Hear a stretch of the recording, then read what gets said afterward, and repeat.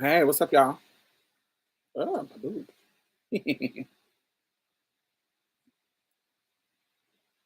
So, we're going to talk about Netflix,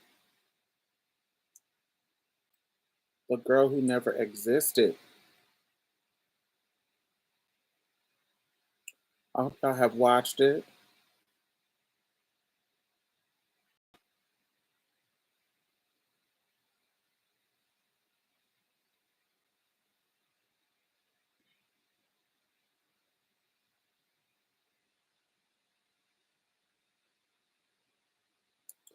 How Hey, Kay. Hey, Brandon. So, have y'all watched the special? The Untruth is called, is it Untold? Untold, the girlfriend who never existed. Oh, mm-mm.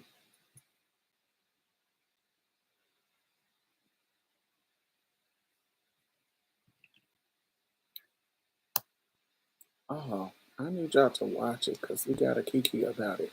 Because it's more of a kiki to me. It's not really. I don't know. Is it deep?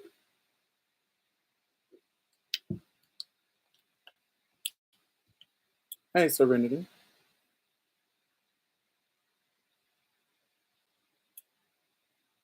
Hmm.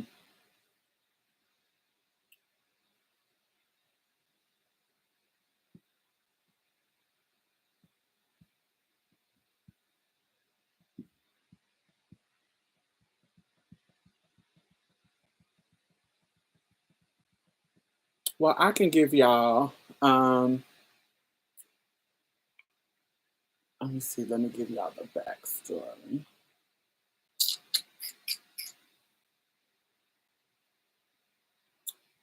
Okay, so this, I'm gonna give y'all my version of it. Okay, so the backstory is this. So there's this fine ass dude um, named Manny Teo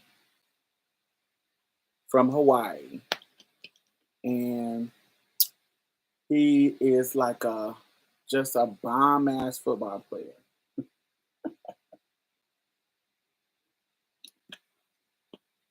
And he get drafted to go to college football, and he ended up going to Notre Dame, right? So while he's there, he is killing it. He is a star football player, and he's doing his thing. And he's like this church, like this Mormon. He's like a Mormon, so he's like this churchy dude that is really focused on his football career because that's really what he wanted to do. Like, I want to be a football player. When you listen to him, he kind of, though, sometimes those sheltered people be kind of slow, especially football jock shelter people. And so he kind of slow to me. Like when I'm watching it, I'm like, he's like the typical football jock where they're not really smart. They're like they're athletic, so they to me that's the vibe that I got. Yeah. What is that show? Um, y'all remember Daria? Y'all remember Daria's sister's, not her sister, the cheerleader's boyfriend. That wasn't her sister, but the cheerleader's boyfriend, the blonde haired girl with the ponytails. Her boyfriend, whatever he was, that is what I think about when I think of Minnie Taylor, where they so cute. Kevin, yes. They're cute, but they're just jocks. So they're good at their sport, but that's all you gonna get out of it. So that's what I get from him. So I'm getting that kind of handsome, good athlete. But add the churchy flair. Like add the church shit. Like the preacher's kid, wanna be, you know, just a normal little preacher's kid, want to be good. So he's playing football. Now, mind you, I can't explain all this stuff for football because I don't know nothing about no damn football. But he's good. Like he's one of the star players around the country. So the prospect for him is really, really high that he will make it to the league. Okay. So all he got to do is go to college, be just as good as he was in high school in college, and then get drafted to the league. When he gets to college, he could get drafted in his junior year because he was so good and was so killing it, but he decided to stay for his senior year at Notre Dame, and bam, he wanted to, he wanted to just get his ring and just kill it in the sport for his fourth year. So in this process, he met this girl named Lene. Lene is a pretty, also like Samoan Hawaiian girl. They kind of had hit it off. It's kind of similar, but they meet on Facebook. Now, when he meet her, he asked his homeboys like, "Hey, do you know this girl?" Like, cause he never met her in person. It was only online and Facebook. So he met her. He asked his homeboys like, "Hey, yo, do you know her?" And his homeboy and his cousin said, "Yeah, we know her. She cool people. Like we used to talk." Both of them is like, "Yeah, we used to talk to her." Blah blah blah blah blah blah. So in his mind, his homeboys is telling him that she cool people. So he started talking to her, and because they had so much in common, she knew about sports. Um, they just hit it off, and so make a long story short, they started like long distance online dating each other, having like a really serious relationship because they had so many in common, but they never had met. Once again, to make a long story short, his when he's about to play his like last little game for college, he finds out that his grandmother dies in a car accident. Well, not in a car accident. I can't remember, but who cares how they died? they that the grandmother died. Something. Some cancer, heart attack, something. They died.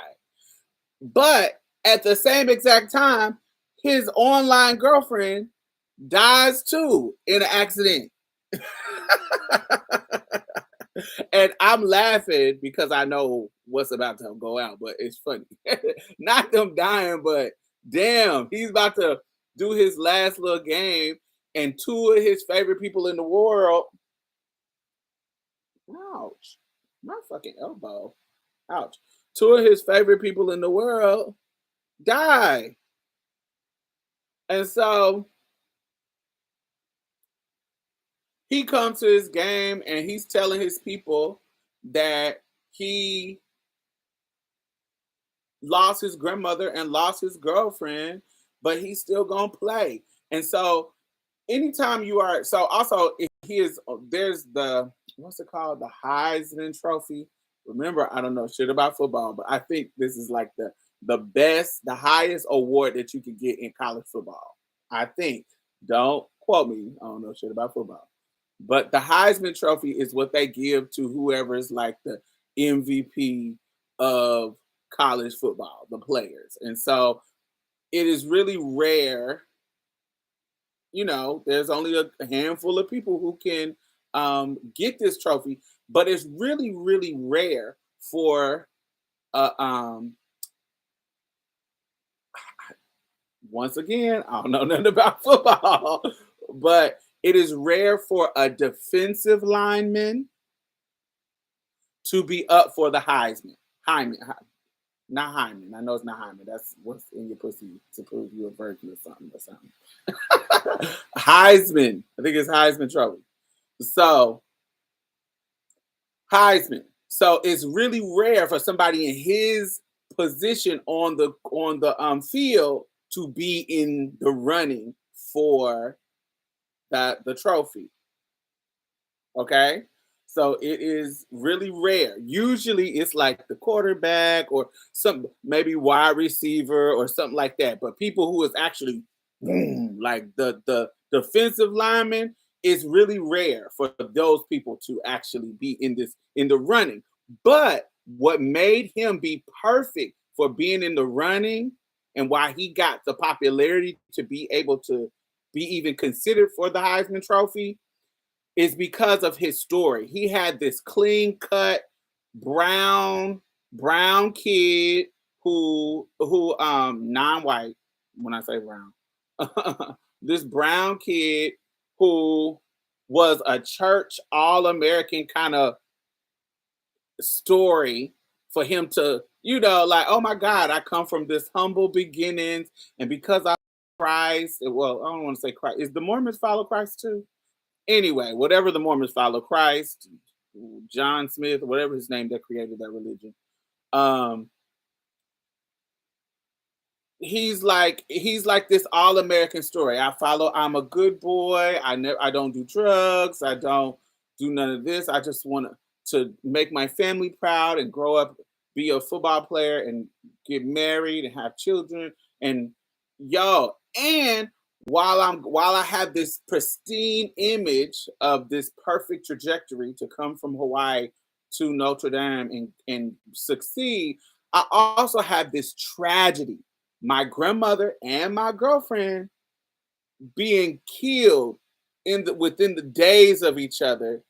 And I'm getting this publicity that's saying I am fighting through this devastation and literally winning games through this amazingly hard, devastating time. So you see how it's like the story that's happening around him is like, oh, this is like amazing, like a movie story.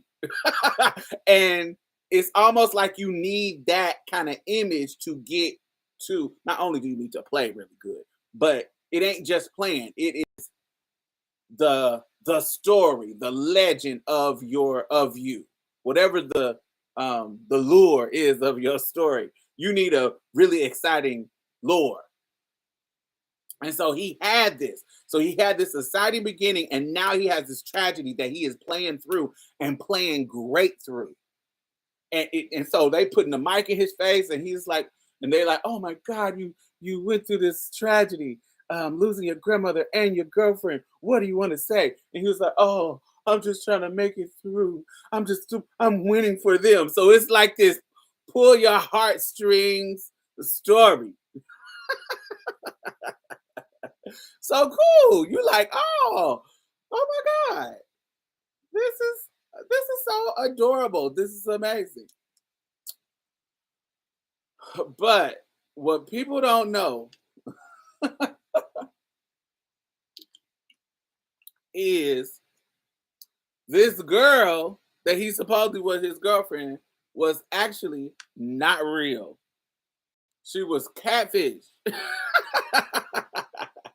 And so somebody, which is the most annoying thing about this documentary, somebody knew that Lene, other than the person who was doing the catfishing, somebody knew that it wasn't real. And so they called this kind of low level sports, it's called Deadspin, this low level publication, and was like, "Yo, I think y'all need to investigate this." And so they did and found out that this person just does not exist. Like nothing was making sense. And so this dude is getting famous, more famous off this story. So they like, is he a part of this? Like, what is this? What is this bullshit? So they keep digging and digging and digging and digging and digging. And then they find out that this is a fake person, and they find out who the person is. And currently, this person is a trans woman who is catfishing him with his high school friend's picture. And we're not talking about just catfishing like, oh, These are fake pictures. This nigga was, oh my God, like I can't explain it. He was doing voices. He was pretending to be the brother. He had his little sisters in on it. He just was, it was this big orchestrated thing. I mean, like every single element of the catfishing. It got so bad, y'all, that this motherfucker pretended to have got some kind of cancer. This is even before the bitch died. Before she died, Miss Thing pretended that she had cancer, y'all, and she was on like a breathing machine, and she needed to talk to him in order to make her like they was making it seem like her talking to him was making her healing her. So she on the phone breathing hard like she on a breathing machine. And really being an actress, bitch. And she got this man falling in love with her, and it lasted for like 2 years, y'all. Falling in love with her, and then like this whole thing, like I'm talking about serious, like dedicated motherfucking catfishing, not just, not just, not just your regular catfish, like really orchestrated a narrative, characters, and everything. And yes, Eddie Murphy of catfishing. So now, mind you, while I'm watching this, I am screaming because the dedication and the follow through for this bitch, I was cackling. First of all, okay. I don't know. I don't want to say everybody, but I'm gonna say me and a lot of people I know. Whether it be about your tea, like you may be using your real pictures, but they don't know your tea, or you got a different profile, whatever. I done played some catfish games just because I'm bored and want to do it. But it's usually imagine it's usually in my tea, it's some regular dude. You get what I'm saying? Imagine if the person that you started catfishing that's believing you is like this elite college football star. Like top level elite. You see him on TV every college football game, elite star, and he is falling for it. It ain't just I'm just chit-chatting with him. Like he's falling for you. I was like, this bitch lucked up and got the dude of all dudes in the game to catfish. So during the documentary, we see her telling her side of the story. So this is why the documentary is so good. Manny Teo is they are simultaneously telling each one of their sides of the story. And so you get to see how it unfolds and how it was even possible. Because some people be like, why, how could you even be catfished this far? Like, why you didn't FaceTime, why you didn't da-da-da, all these things. But they explain to you how he fell down the trap without knowing. Like,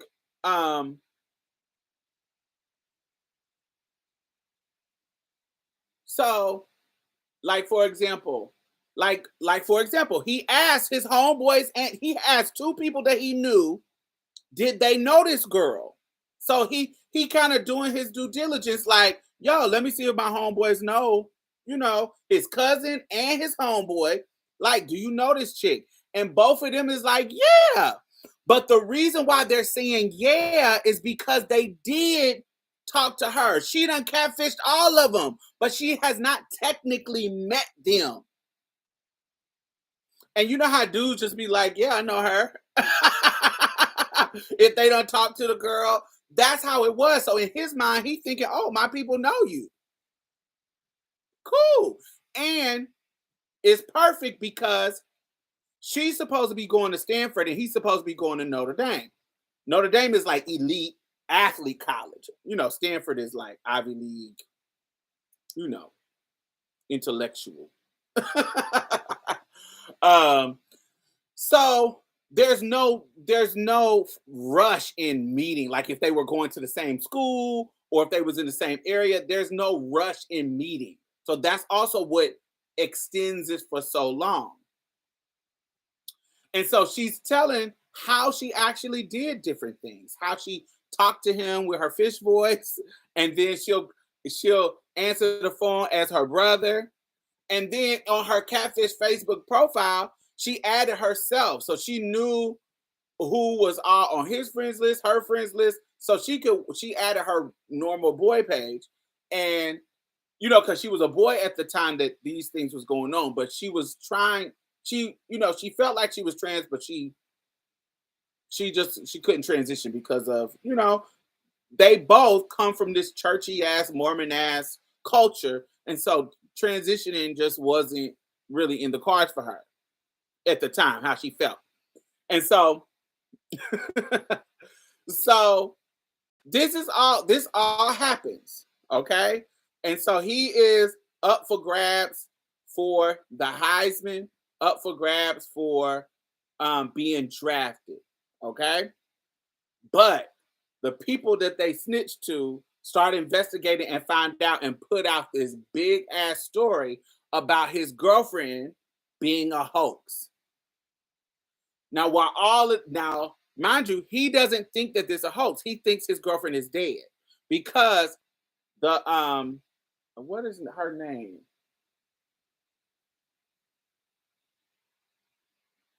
Is it Kaya? I don't know what her affirmed name is now.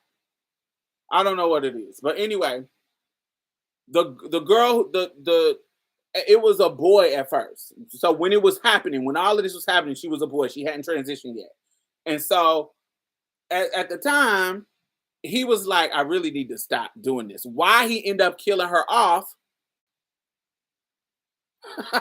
Why he end up killing her? That's Coco. We don't know who snitched. They don't tell you in the documentary. I want to know who knew at first who would snitch to the publication. They never tell you who it was. So she was like, this is going too far. So I'm just going to kind of just end it. And how she chose to end it was the girl dying. And so she was like, I'm just going to leave it alone. She's just going to die off. And, I'll go do something else. Bitch, why this girl, now when it gets exposed, why this girl brings the girl back to life. And she calls him and says, I'm not dead.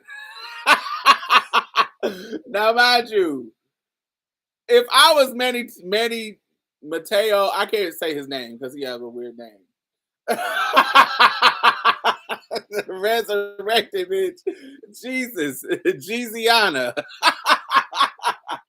Resurrected her. Now he's like, now he done been through this whole emotional roller coaster of his girlfriend and grandma dying. And Manti, okay. Manti Teo, or whatever they. Yeah, I'm just gonna say Manny. That's what I'm gonna call him. So Manny say, Manny's like, stop playing on my motherfucking phone. This is not funny. He don't say it. I'm saying that, but he a church boy, so he probably wasn't cussing. But he was like, this is not funny. Like, why are y'all playing on my phone? But he hear her voice and he was like, if this is you, then send me a picture of you doing A, B, C, D. Okay? So he tells her to send him a picture of her doing all these things that he wanted her to do to prove that it was her. Okay? So, hold up a sign saying Hakuna Matata and the number 2. Something's very, very specific. Why this bitch go to the girl who she stole pictures from? Remember, I told you the pictures that she was using was a girl that she went to like grade school with or high school with or something. And so she went to her and gave her a story talking about, my cousin is dying And my cousin is dying, and he really, really would like to have you do this picture with all these A, B, C, and D. And he go to her, and because they were friends back in the day, she was like, oh, okay, if it's for somebody that's dying, I'll do it for you. So she takes the picture of exactly what he told her to do, and then he takes that picture and send it to Manny. Bitch, I was in this house screaming.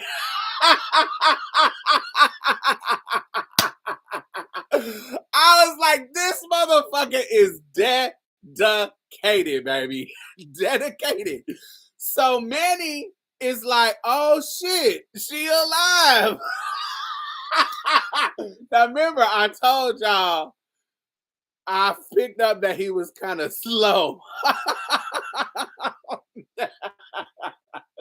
I picked up that he was kind of slow. So I don't know. This is too much going on for me. If it was me, and it done went too far for me to play with you. Like, yo, this is crazy. You need to tell me what's up, and you need to tell me what's up on camera, FaceTiming direct, bitch. It's not playing with me like this. So now it is Heisman Trophy time. Thank God for Scott. Yes, it is Heisman Trophy time. So now everybody, it sounds like he was in it and she was evil and lonely. I wouldn't say evil, because it's starting out. Remember, this has went on for 2 years, and it's real. Oh, I forgot to give y'all some sickening tea. Wait, that I thought was sickening about the story. So remember, it went. I don't think. Let me explain my point that I was just about to say. I don't think it's evil, because what it's starting off, it's not malicious. She's not harming him. She's just talking to him on the phone. So it's shady in a sense, but it's not malicious. She's not intentionally trying to harm him, like intentionally trying to, you get what I'm saying, do something to him. So that's why I don't consider it evil. But yeah, that bitch probably was lonely, low self-esteem, and really found it because he's fine. First of all, if you watch the documentary, Manny is fine. And I ain't really into other races like that. So if I say they fine, they fine. But especially when they got him recording his part, like when he was young, he looked like a regular. Now he was fine too, but he looked like just a cute little Samoan little boy or whatever. But what he looked like now while they recording, where he's explaining his stuff, he got this little beard. Baby, that thing was looking scrumptious, bitch. He was looking good. He was looking so delicious and fine. So I'm pretty sure she was looking at him like, ooh, I done caught me one, baby. So I know there was a temptation to not let it go, because you can, based on how he's telling his side of the story, based on his side of the story, he was falling in love with her. Like he was really falling for her, because why he was falling in love with her? First of all, her pictures, she looked cute. Okay. So even though he didn't see her, but the picture, she looks attractive, but she got a lot in common with him. They both was raised Mormon. She's into football. Why she's into football is because the boy who was playing her was a football player too. But because he was gay, he didn't want to go to be a football star. He like, boy, stop. But he knew how to play. He was a player. So when this is the sickening to me. What really was like, what in the fuck is happening? Where I was like, oh, she was really working the fuck out of him. Not just the part with the picture, but in the beginning, before the death and bullshit. Because she played football, she would watch his games and critique his performance. And she would tell him, this is what you're doing wrong. This is what I see on the board. This is what I see on the field that you're doing wrong. You need to change this up, because that dude keep fucking you over, because this is what you're doing wrong. because she used to play football. Well, whatever, used to play football. So everything so think about if your girlfriend could really examine the game, not just watch you and cheerlead you, but really examine your performance from a player's perspective. So she went deep in critiquing his skills, so much so that this one incident, multiple incidents, but this one that they were sharing, her critique was perfect. And when he started doing what she said do, she was dominating. I mean, he was dominating.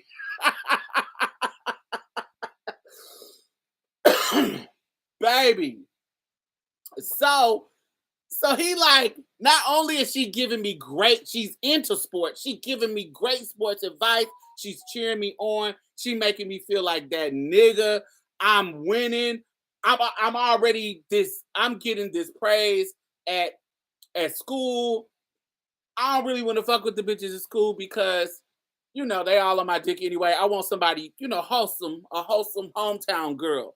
And because she from where I'm from, I'll be cool with her because we can go back to Hawaii and have our children. And you know what I'm saying? Motherfuckers like to be in families with their own. Not all the time. I know interracial relationships is, that happens too. But usually motherfuckers stick with their own kind. So I gag. So all right. So he's up there about to get the Heisman Trophy, right?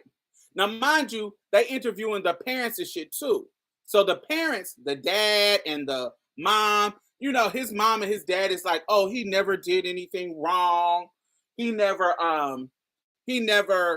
was just such a good kid. They're talking about how amazing he was and how great he was in regards to just being a kid.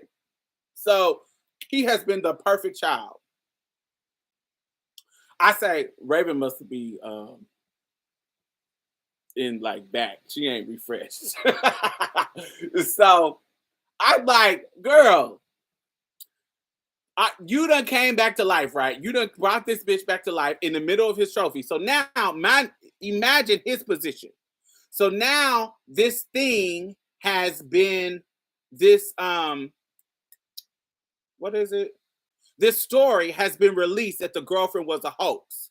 He's like, I don't know. At the time, he didn't know. She hadn't came back alive yet. So he like, I don't know. From my perspective, we've talked. And remind you, she was the actress, like somebody said earlier, the Eddie Murphy. She wasn't just catfishing him. She started catfishing everybody. So she called the mama and the daddy with the brother. Like when she revealed the news of the girl's death, the brother, which was actually her, called the mama and the daddy to talk to them about their loss, with the grandma loss, because the grandma really died. So all of these multiple things that she's playing both sides of it. So they all is like, from our perspective, she's dead. We don't know what these people are, this random ass blog is talking about. What are you talking about? And at the end of the day, we're dealing with our grandmother dying, like the matriarch of our family dying. So regardless if this other person we don't know is dead or not, or whatever, we really did lose our grandmother. So at the end of the day, we really not worried about what y'all talking about. We did really do lose somebody. And then what else? So he's up for but when he found out that she's alive, think about it. You done did this whole thing about your girlfriend dying. You're about to get the Heisman Trophy. You up for it. But somebody done called you. This girl done called you and said that she ain't dead. What you do? What do you do? Do you be like, oh, she's not really dead. She called me. No. No. I'm not saying shit. And so he up there and the man asked him a question about all his losses. Like, oh my God, how are you getting through? And he was like, I'm just trying to make it. Which I think was a mistake for him. Because he started mentioning her, which I wouldn't have mentioned her at all. If I knew she had came back alive and this is all weird, I would have just mentioned my grandma. But he mentioned her and the grandma and all this kind of good stuff. I would have hung up when she's called back talking about I'm not dead. Yeah, that would have been the end for me. I wouldn't have fucked with her no more. Even if you alive, bitch, you late and tired. I ain't even talk. I ain't fucking with you no more. So, all right. So the investigators of the story ends up finding. This is where the tea started getting real juicy. So the girl who the trans woman pictures, they find the girl whose pictures that the trans woman is using. That the boy, she was in her transition. So during the time of the filming of the documentary, she was trans. She's the woman. So they're interviewed talking to her in her truth as a girl, living her truth. But during the time that this all was going on, she was a boy. And so the girl, they find the girl in the picture, the real girl. And they like, girl, they saying you died. And she was like, first of all, my name ain't Lene. First of all. So, I'm alive. So what are you talking about? I don't know anything you're talking about. And so they start explaining to her, like, this, you're supposed to be Manny Te'o's girlfriend. And she was like, no. And then they said, they sent him this picture. And when she looked at the picture, remember the scam picture that she was doing A, B, C, and D, she was like, I know the only person who I gave that picture to is boom. And that's how they connected the Butch Queen trans woman, Butch Queen / trans woman, to the whole story, because they found Fish. And Fish was like, that's a very specific picture, and I only took it one time, and I gave it to one person, and this is the person I gave it to. And they sent the news people to Miss Thing's house, and Miss Thing just was like gagged because, oh my God, how did y'all find me? And they started asking her questions, and before she knew it, she was in the whirlwind of the news. News people was outside her house. Everybody, blah, blah, blah, blah, blah. So she called Manny and told him, I'm sorry. Oh, she is on Facebook. If you search her name, she is on Facebook. I sent her a message. Y'all know I sent her a message, right? Because we got mutual friends, because she's a trans woman, of course. So I sent her a message saying, come on, March's Plate. I want to talk to you, bitch, because you a kiki to me. She didn't respond, but I know the heat is on because of because of the documentary. But hopefully she respond. I'll get her on her, because we're going to have a good kiki. So anyway, so she called Manny as herself. She called Manny as herself and was like, yo, I am so sorry that this is how I did not know that all of this was going to transpire. It really was nothing that she could say but sorry. So she was like, I'm sorry. And so he does not win the Heisman Trophy. And everything just starts to spiral out of control in a negative way. They start spinning it, the public starts spinning it like he was actually in a gay when they found out that it was her, that it was a Butch Queen who was behind all the girlfriend, they was like, oh, he knew about it. He had to know about it. You getting catfish like that. You had to know. You 2 years you ain't asked to see this girl. All these excuses. You had to know. You just was orchestrating this, either be hiding this because you was really gay, or hiding this so you can create a story to get you the buzz, to get you the Heisman. Like they felt like he was a part of the whole hoax to be able to get a buzz. Okay. But as you watch a documentary, you know from a viewer standpoint that it's not a hoax, but they're reflecting on what was happening in the media. And the media was like, how did you not know? Dr. Phil had the girl on. They had the girl with the fake pictures on like Good Morning America. They interviewed Katie Couric interviewed him, and he was like, "How did you not know?" Like, girl, and they were really wearing him out, and so it got really, really negative for his career, his college football career. So when he was first starting, he was like in like the high rankings, first round draft pick of the NFL. He was this good. But by the time all of this shit went down and it got so ugly for him media wise, oh, this also was a Kiki. So when she was on Dr. Phil as a boy. So I keep saying she, but at the time that this is going on, she hadn't transitioned yet. So she was a boy. She was like, living her life as a nigga. And so she go on Dr. Phil as a nigga, and Dr. Phil was like, how did he not know? Like, why did you do this? Why did you ruin his life? Um, um, and why did you get what I'm saying? Why did you do this? Like, what was the point? And so, and Dr. Phil is like, listening to you now, I can't imagine it was just you. So everybody was like, it can't be just this one person doing all this scamming. It had to be multiple people. And so she was like, no, it was just me. And so Dr. Phil told her to do the voice, the fish voice. And they recorded her doing her fish voice and gagged everybody because the experts were saying there's no way that this person was the girl in the voicemails, because Manny had all these voicemails of him, because it's not just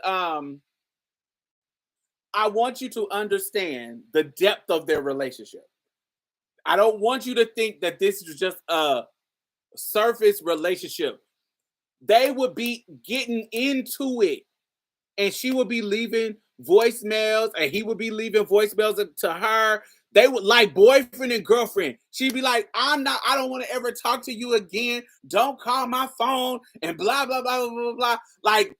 Like they were in a 2-year relationship. So there was this long history of going back and forth, of breaking up and getting back together and having heated arguments and talking and then being in love, and her critiquing his football games. And so it was like this real. So Manny had these voicemails of her voice. Sometimes she'll be calling sweet, being nice, and sometimes she'll be cussing his ass out. So the experts on Dr. Phil was like, child, there ain't no way that this person and that person is the same voice. Baby mother said, oh, you think it's not? And they put her behind this curtain and had the little mic in her mouth, and she started giving them the fish voice, baby. Gagged the whole audience. At first she was like, I would have to do it. I just would really be in the moment and doing it. She was like, I can't just do it off the top. I have to be in the vibe. And Dr. Phil, like, he's giving this whole this is supposed to be entertainment. This is entertainment, reality TV. So they're doing this whole little thing, like, instead of him just coming out and speaking in the voice, they're drawing it out. And he was like, I would be in my own room and maybe in the dark, just talking to him, and we were in the mood. So da da da da. And Dr. Phil was like, well, come on, let's put you behind this curtain and turn the lights down. And, and try to set the mood. And try to set the mood. And Dr. Phil, and so Dr. Phil recorded it, and then Dr. Phil, go to commercial, and then they reveal the voice. So the voice was fish and cut and sickening, and they gagged because all the experts was like, this could never be the same person, and it was, because he did it right in their face. So Manny Te'o go to the draft for the NFL. Now, remember, I don't know shit about football, so I don't know how this. I'm explaining it to y'all how it was explained to me. So when you get, and if anybody who know football, y'all can correct me if I'm wrong, but I'm. This is somebody who know football trying to explain it to me. So the people who get drafted in the first round are the people who coming into the fucking NFL playing. They not on no bench. They coming in with fire ass contracts. Whoever is in that first round, especially if they like number one first pick, like in that first round of the draft, those are the ones who, honey, we done spent money, we done invested in you. So nigga, you gonna be on this field. you gonna have the highest contracts and you gonna be playing. You gonna be a starter. You ain't gonna be on no bench. Okay. So remember when in the beginning he was in that before this scandal, he was definitely in that first round draft pick. Motherfuckers, the Giants, motherfuckers wanted him bad.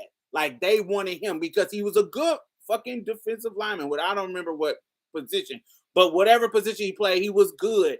And he had kicked butt in college. And they were like, yo, we want him. We want him. We want him. And so he was going into the draft like as one of the top players ready to be scooped up. First round draft pick. Bam. Come to draft. That first round, he didn't get nobody pick him. Now, mind you, I got to give you the context. This is some poor Hawaiian boy whose family is dependent on, like they have invested years of him being the best and coming to this point. Like, I mean, money, training, time, they have invested in him. And so all this buzz is around him. And so you, the family, so you know this nigga about to be in the NFL. So you know how they be. Oh, he about to have money. We about to be rich. We about to have our house built. We about to live in luxury. So he waiting and he don't get in the first round. He did get picked, but it was in the second round. And second round, you get to go to the NFL, but that don't mean you a starter. You ain't getting the big bucks. You get, you gonna get some money. It's gonna be cool, but it ain't like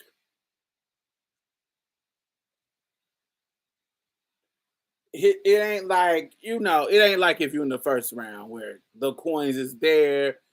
You start and da da da. He first of all, he didn't get any of the teams that he wanted. He wanted to go to the Giants, but he went to the Jaguars or the Chargers. Maybe the Chargers. I think the Chargers. I think he went to the Chargers, not the Jaguars. He went to the Chargers, and that's not the team that he wanted, but he did get drafted. He did go into the NFL.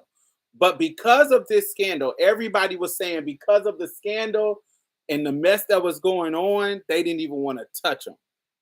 So this scandal literally single-handedly ruined his career. Now,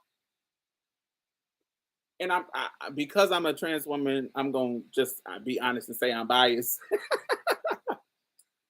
But yes, it was her fault. She catfished him. Yes, I'm not trying to absolve her from any of the foolishness that she did. Period. But nigga, he still went to the draft. He still got coins. He's still able to take care of his family. Not to the level that he would have, but he still got drafted and went to the NFL and had coins. And now he's living in mansions, millionaire, doing his thing, taking care of his family. he still was able to do that, but not to the level that he would have done if that hoax hadn't happened, if it wouldn't have got exposed. And it was because of her. So on the documentary, the trans woman is now, when she's telling the past story, now in 2021, 22, she's a trans woman.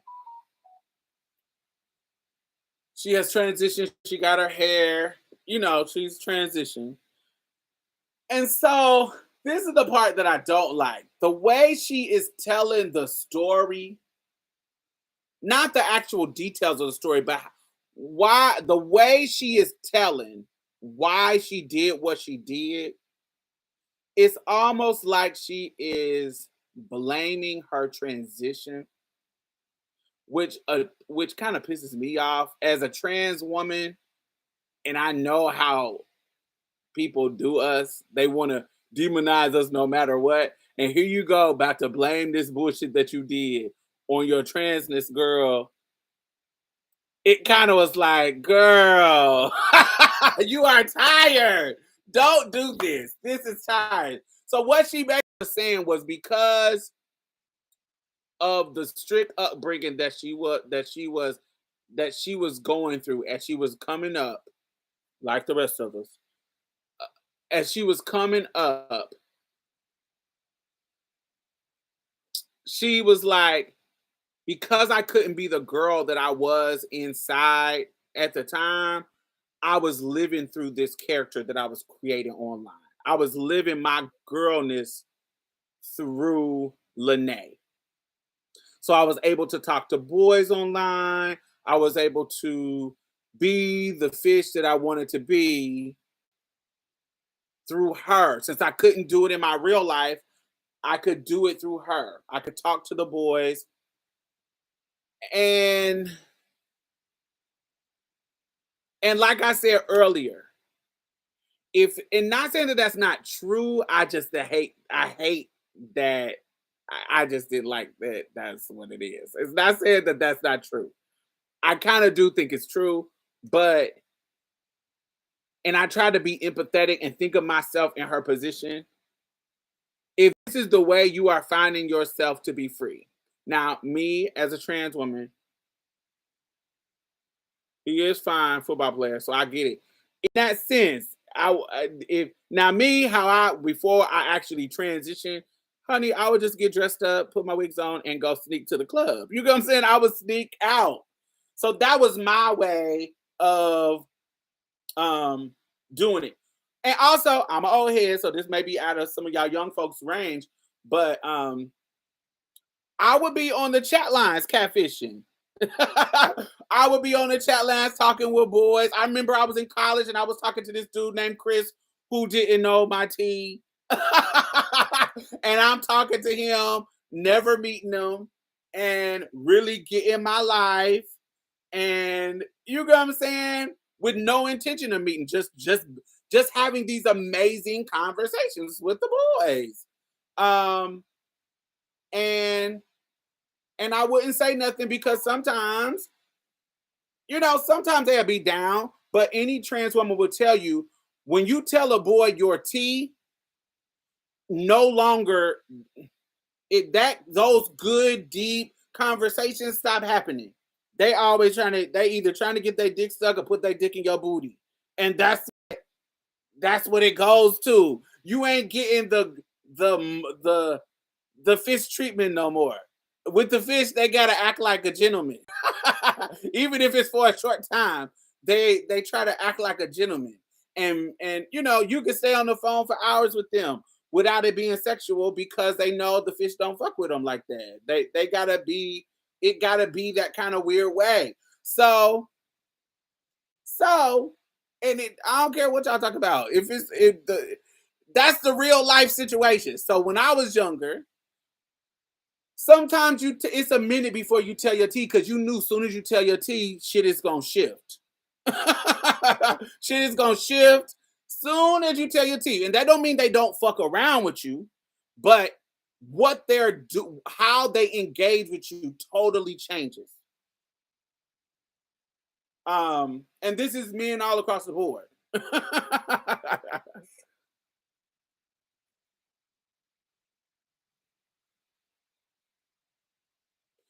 He did have questions, but he started sharing the tea with every. But by the time he got questions, Brandon the investigators had found her. Remember, they found the real girl, and the girl led them to her. So that got exposed by the news. So now he knows who was the catfish person. You get what I'm saying? So all of this happened all at once. It was a shit storm. It was like a media storm. Everybody was running from the media. Her, him, everybody. The parents, everybody. It just turned into this big ass deal. It turned into this huge thing. But yeah, so there is a part of the young me, and mind you, these are college people. There's a part of me who was playing that game. I can't, and I and y'all want a story time? Diamond story time? I can give y'all a diamond story time that is real connected to this. Not connected, but kinda. I don't know if I already told y'all this story.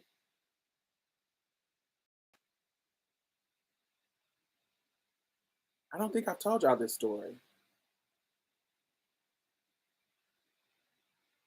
Okay, well I'll tell y'all this story. So, but I wasn't in college. I was a little bit older. Um, so it's before I came to Houston, so I had to be 24 or 25. I think I was like 25. I think I was like 20, 25, 24, 25. So I wasn't in college. It was after college. So it was like 24, 25. So I meet this dude. Okay. Back up just a little bit. In college, this is like a lifelong. Y'all know how y'all know how traumas affect y'all. You know how traumas happening to you are once you get the trauma, it's a lifelong thing that happens where you're working through it. Like it can pop up at any moment.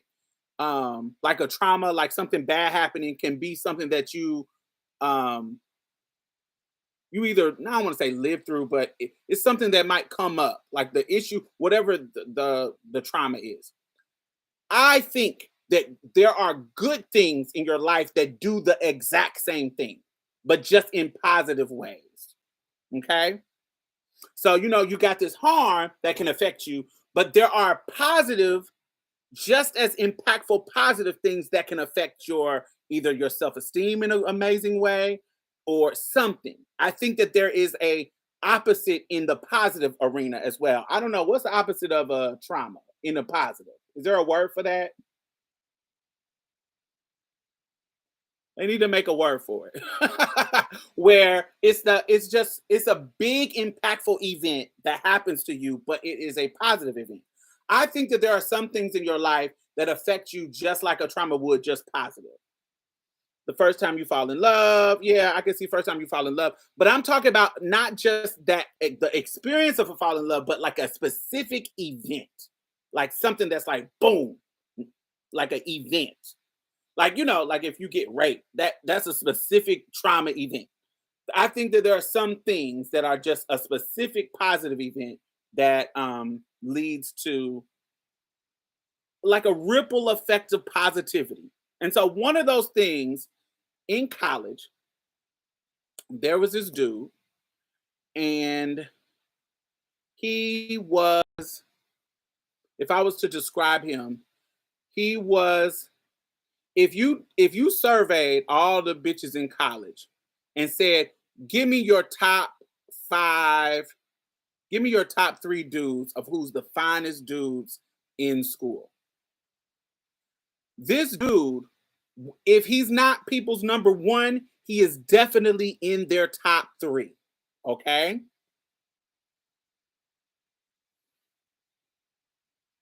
And so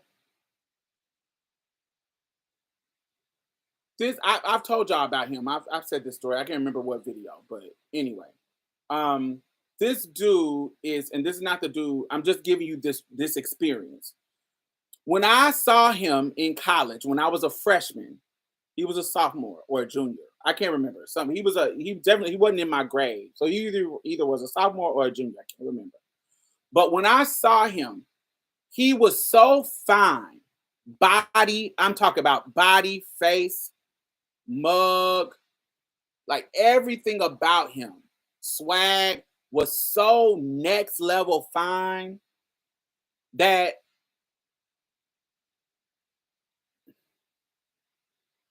I never in a million years would think that I would be able to have him.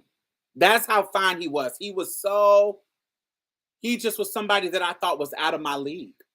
Like I thought that he had so many people chasing him. We would be in fucking, like, say we are in the cafeteria, or we are like in the student union. We're somewhere and a group of girls are just kind of kiki, just sitting around chilling. He's the type of fine that if he walked past, the room stops and everybody is looking. That I want to emphasize that. And so there was this moment where we were just like, everybody, he just walked through and everybody was like a fucking movie, like a high school movie or something. That, like he doesn't look like Morris Chestnut, but that level of fine. Yes, somebody that is like exquisitely fine. And so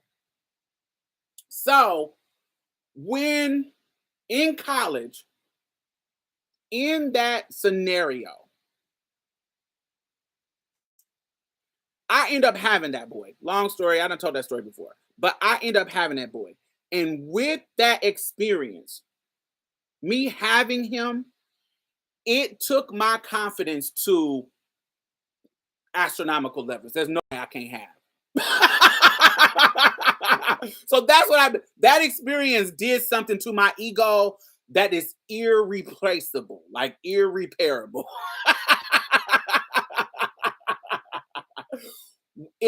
Because if I can have him, ain't nobody in the world that I can't have. To myself, like my self-esteem, just as horrible as a trauma is, this happened to me, but in a positive way. If I can have him, ain't none of y'all niggas safe. Hide your husbands, hide your uncles, hide your daddy, whoever. I could have anyone. That's how I was walking through the world once I experienced him. So, anyway, fast forward. That was in college. Fast forward to out of college when I'm like 24, 25. Now, this is the story. I see this dude, and he is just as fine as him. And I'm like, I'm not about to be like no motherfucking, I'm a bad bitch. Honey, I'm about to play games, bitch. I'm about to have you. Period. And come hell or high water, you are going to be on my record. And during this time, during like my late 20s, my mid 20s, late 20s, that's what it was about, child. I was trying to, it's getting the niggas on my record. It was a self-esteem building thing. It became a conquering, accomplishment. It's like, I want the baddest. If I go to a job, who's the baddest nigga that work here? I want to have him. If I go to a school, who the baddest nigga that go to this school? I want to have him. Or I go to the park at the festival, who the baddest nigga walking around here? I want to have him. How can I pull him? That's what I want. Because it wasn't, even though I couldn't tell nobody, it was for me. While all you bitches think I can't pull these niggas, I'm pulling everyone. Every motherfucking one. And it's not just the one. I'm pulling top 5 niggas in whoever top 5 niggas in the community. Whoever's top 5 in this At this job, I'm fucking all of them. Whoever top 5, all 5. Train now. Top shelf. Everybody. Only cute, body, fine, mug, and big old dicks. Whoever. I'm having all of them. Because I can. Because you bitches said I can't. Because I'm a trans woman. Fuck you. Come on, let's get it. That was my personality. The first round draft, right? I'm first round, picking all the baddies, getting all of them. And so when I saw him, fine, I got to have you. Now, in college, I was a baby. When it comes to sexuality, I was still in my infancy. By the time I got to college, I had only been penetrated twice. Now I had sucked a lot of dick, but actually, getting the ride, by the time I got to college, I had only been penetrated twice. So I really wasn't fucking like that. Sucking dick, I'm sucking everybody dick. What's that viral video with the Butch Queens? It's summer 2017. We sucking everybody dick. Do y'all remember that video? Fucking everybody's man, sucking everybody dick. Hilarious. It's some little boy, Butch Queens from New York, in like a green wig. It's funny. Anyway. So yes, I was doing a lot of dick sucking, but I wasn't fucking. That was in college.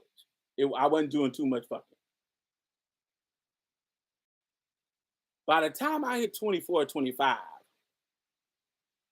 I had a live-in boyfriend, so fucking all the time.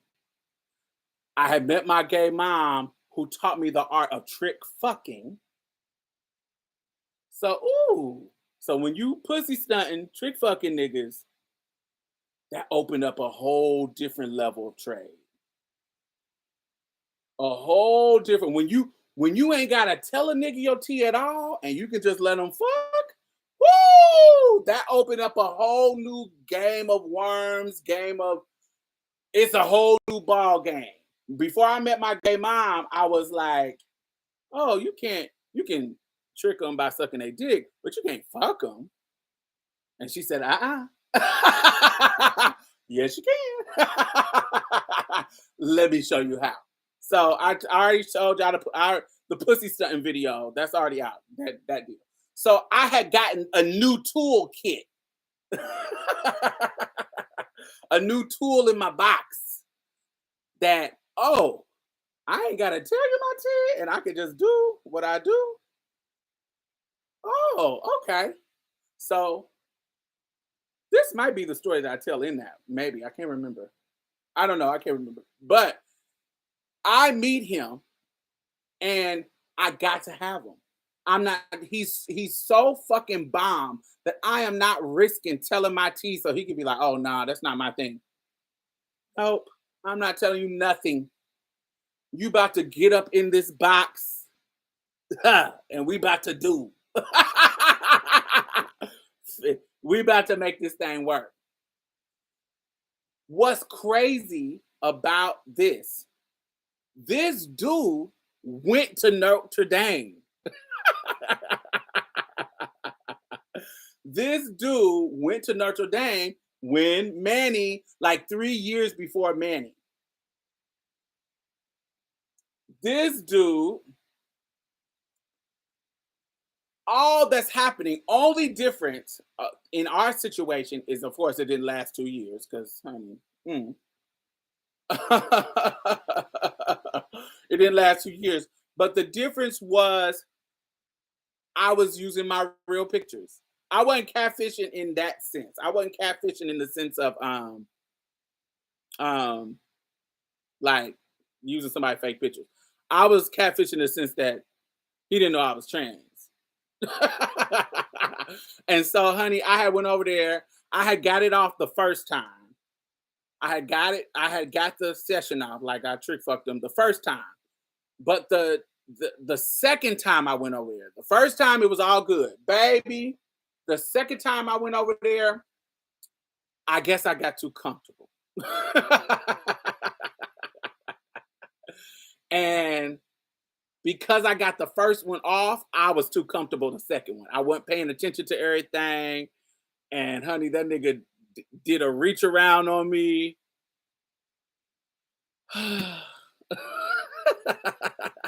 And touched my piece, and it was all over, baby.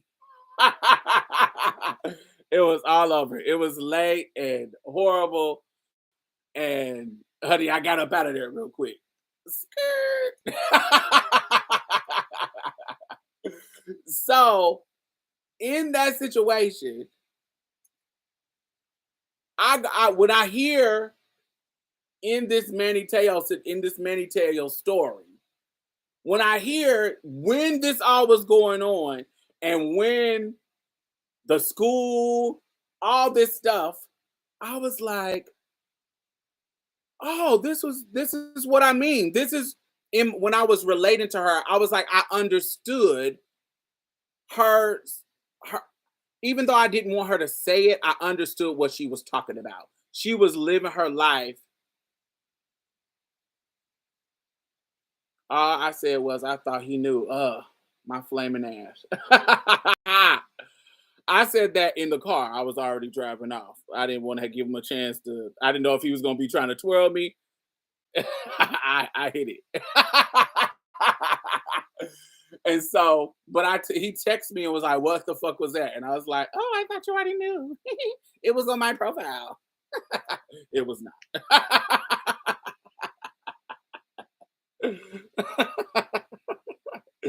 and so and so when she said it, I was like, I get what you were saying, because I remember being in college. I remember being on the chat line. I remember enjoying the conversations with these dudes that, to me, from a young trans woman's perspective, that was just wanting the attention of just being a girl, not being a trans woman, not being a sexual object, not being some human blow up doll type of thing.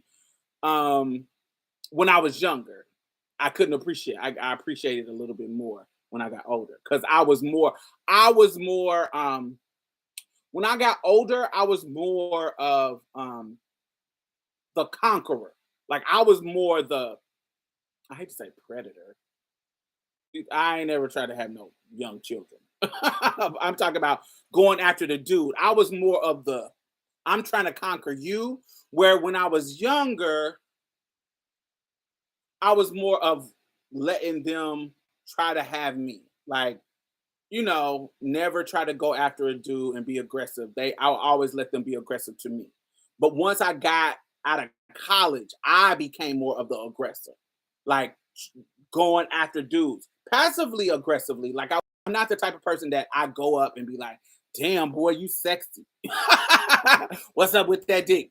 That ain't never been my style. My style is more put myself in a position where I'm in the situation where you can try to come to me if you're interested.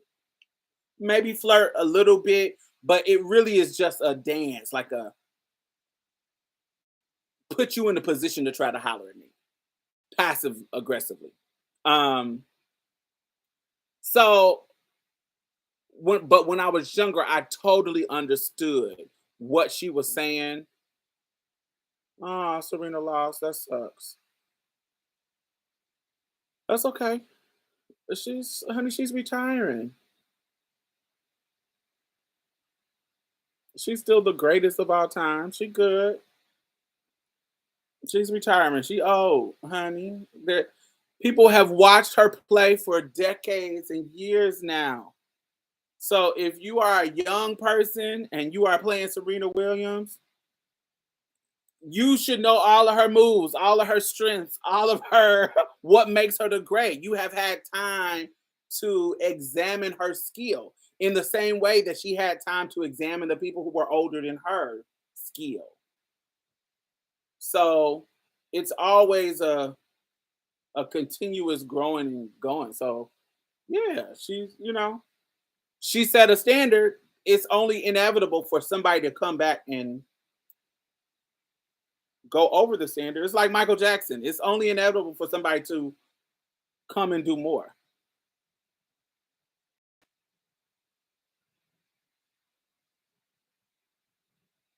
Yeah, she's really good. But yes, I totally understood it. But it's almost like she was blaming her transness. Um, and I can see the temptation of this ain't just a regular dude. Everybody can be like, oh, why would you be doing this? Why did you do that? Da da da da da da. But young people do stupid shit. Period.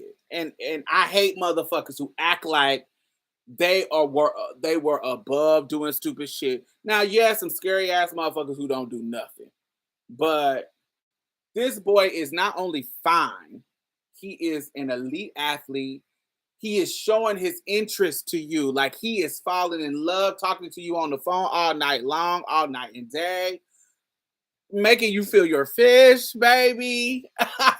Like, and in the beginning, you're not thinking nothing of it. Like you're not thinking of what it could be. Like you're not think. First of all, you definitely not thinking like this is gonna blow up into some big ass fucking hoax, because how is it, if I'm the only bitch that's orchestrating this, how is anybody gonna know?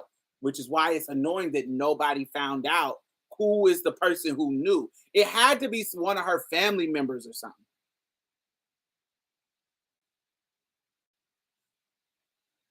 It's either one of her family members, or it's because first of all, you're not about to tell me that she ain't having nobody. You ain't having none of the boys. He knew.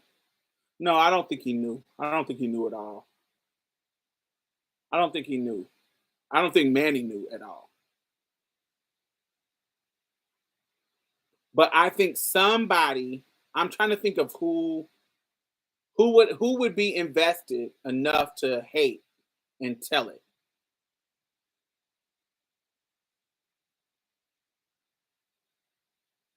Yeah, I don't think he knew at all. Based on everybody's story, it's too many people involved in this story for him to be lying. It's it's it's too many it's too many people who don't have any interest who who are involved in the story for him to be lying.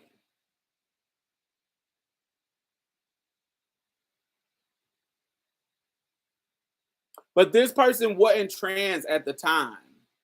At the time that this was going on, this person wasn't trans. When it was all happening, this person transitioned later. When it was all happening, this person wasn't trans. They were just a boy.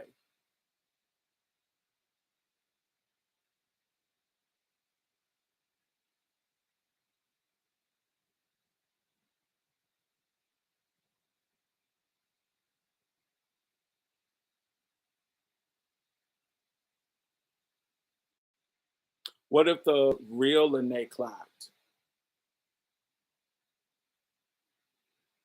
Well, the real Lene didn't know until Deadspin contacted her. Somebody already did. She didn't know until you're gonna say until Deadspin contacted her. She didn't know what was going on at all. It was somebody before Deadspin. But that Eddie Murphy's, this is not the same scenario. It's nobody knows what other than the legend of Eddie Murphy being on the stroll. People, this girl saying that he's dated her. This girl, it's all a legend. It's all a legend of people saying different. But this is multiple people recounting their story. Multiple people, and all of their stories match. So this is not a situation where somebody is lying. Like all of them are telling their side of the story, and it is very clear how this all went down because nobody no, there's nobody there's nobody with in a reason or benefit at this point in lying, because her story matches his story matches hers, the mamas, the daddy, everybody's stories align together to where it's like, oh, this makes sense. This is it's nothing that doesn't make sense. And they're not on the same team. It's different if we're all on the same like the mama and daddy and Manny Teo. Yes, all of their stories, I can see them having a reason for that. But everybody's story is matching that don't have any alliance to each other.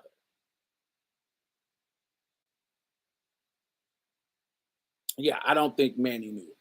It doesn't add up that he knows. All the things that he did doesn't add up.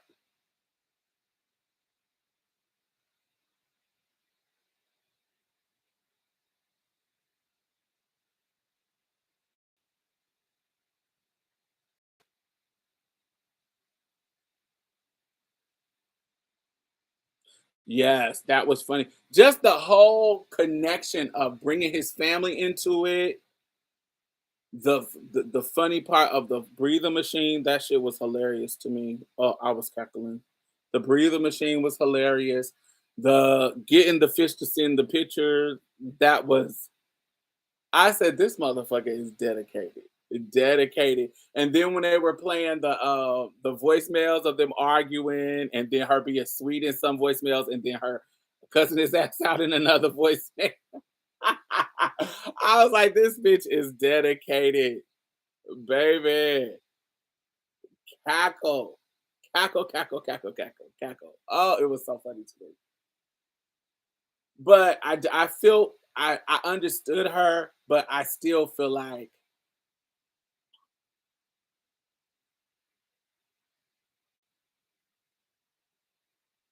it's weird for her to be living her life.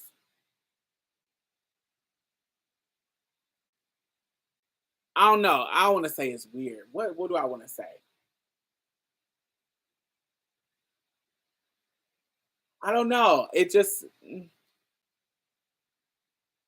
like, girl, there should there part of me is like there should have been more consequences to her, but then part of me is like, no. Why do I feel that? Why do I feel like it should have been more consequences? This was bad, but the problem, what you did wasn't evil. It's just that because of the things attached to him being this celebrity college football player, made what you did and the consequences of what you did way worse. It's like, is I don't think what she did was that bad. I don't think of it as malicious.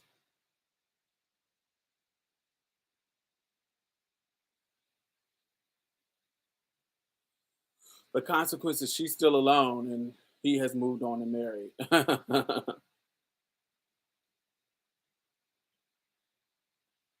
It's like,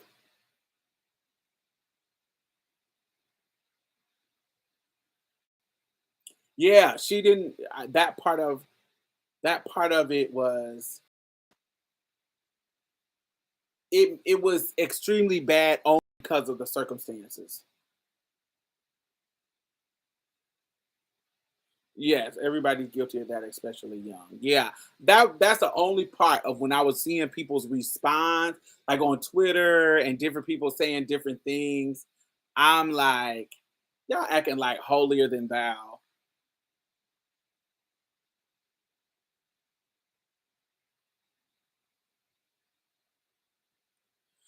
She ruined the business for other girls. How so?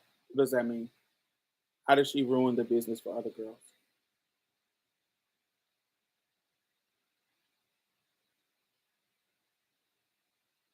What happened to him was not necessarily her doing. Mm, if she wasn't catfishing him, it wouldn't have went down. He would have got he definitely would have been in the first round.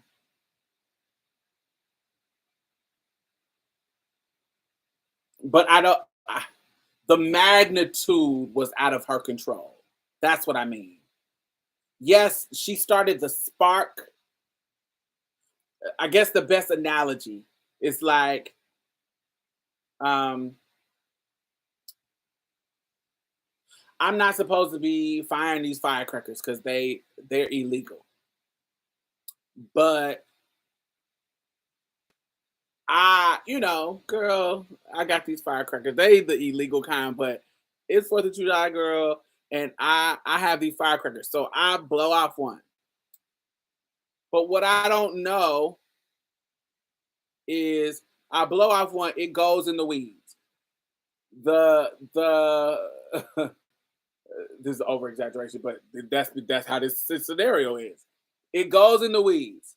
What I don't know is there's this chemical plant that got these gases floating in the air, and then it was a whole dry season, and so it's tons of dry brush over there, and it got this gas in the air.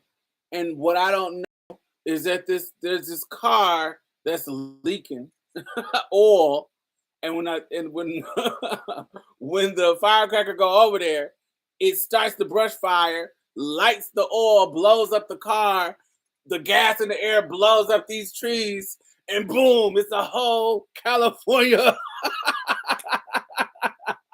a whole California wildfire happening. Well, yes, the initial spark, I may have been doing something wrong, but I was just trying to have some fun with some firecrackers. But I didn't know that where I was playing with the firecrackers had all these motherfuckers elements in it that's gonna blow up and make it even worse than what it normally would be. She did know he was famous though, but there's a difference between NFL famous and college famous. If you I didn't like, for example, I didn't know nothing about this man. This whole story of this going on, I didn't know nothing about it because I don't follow college football, so I don't know nothing about it. This was a totally new story to me. And from her perspective, there's no way anybody could find out because nobody else know but her.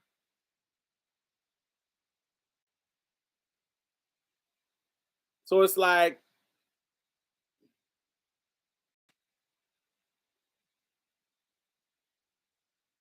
I don't know, I can see her not thinking about it that way, especially with all the other elements. Yeah, I don't remember this story at all. And this is 2013, 12, 13. That was early YouTube days. Y'all know I was on the transgender stories. I don't remember this story at all, child. Especially her coming out, but I didn't watch Dr. Phil. That was my early, that's when I was not watching TV at all. I wasn't watching TV, so I definitely wasn't watching no damn Dr. Phil. Um, so yeah, I wouldn't have known.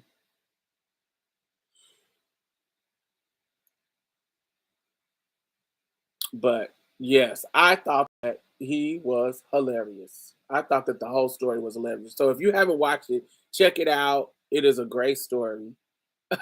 It's a great little documentary. Hello.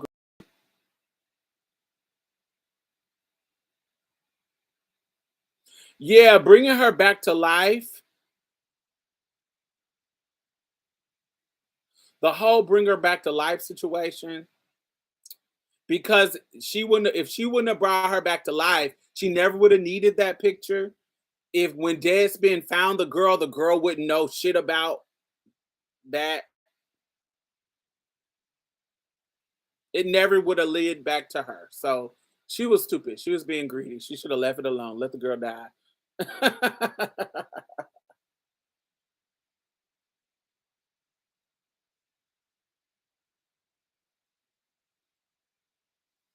All right. So we done with talking about that. Now we got to get to the juicy Tiffany Haddish, bitch.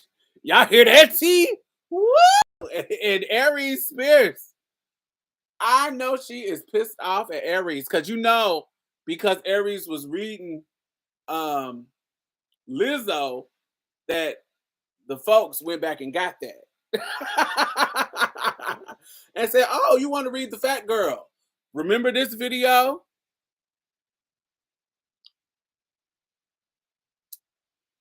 It was a skit. It was like a comedy skit, was intended to be a comedy skit, but it is a weird, like, kind of funny take on like pedophilia. They called it from the eyes of a pedophile, and they were trying to be funny, but it was being funny in a dark subject. It was I don't know.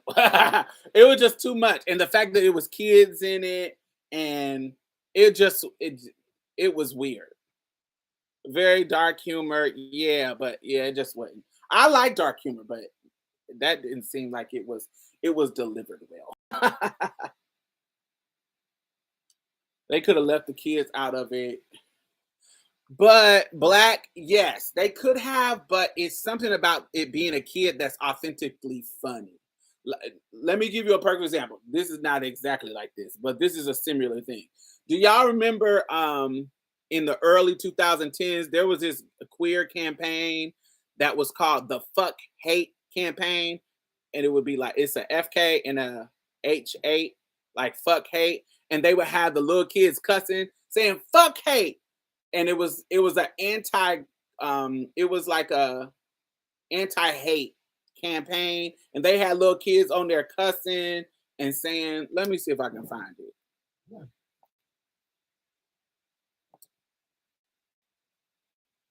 And it was funny because they were cussing. It didn't have anything to do with sexuality.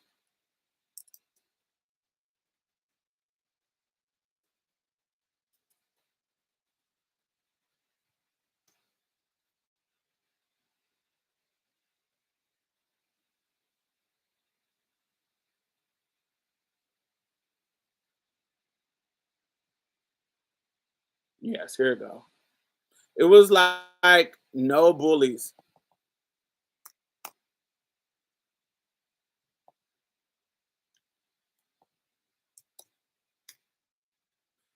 Go watch that.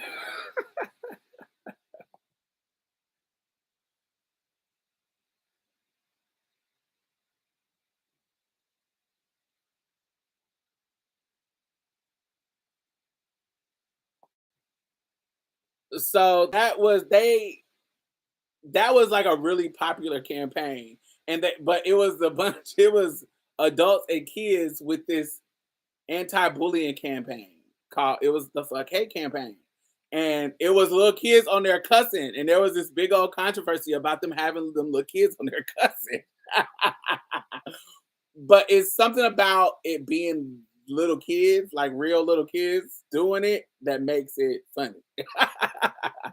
And so there's an authenticity there that is like, that makes it funny if it's delivered well. Like, in to me, in that campaign, is delivered well. But in what Tiffany Haddish, because the subject is pedophilia, it's not. And the way he had got in the tub with the boy, it just is awkward. It's like,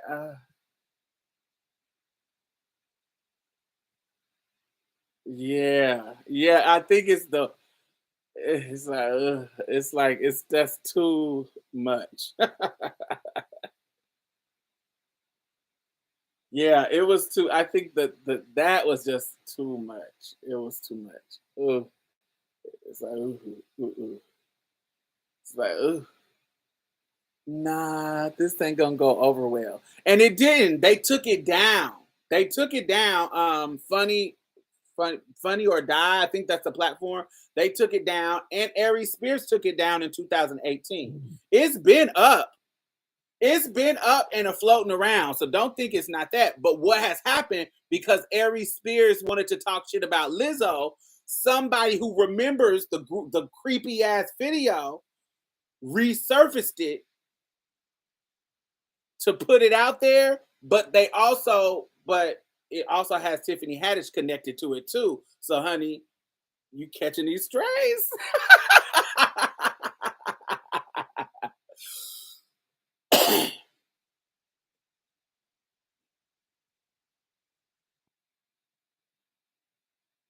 Yeah, it's like, I think this.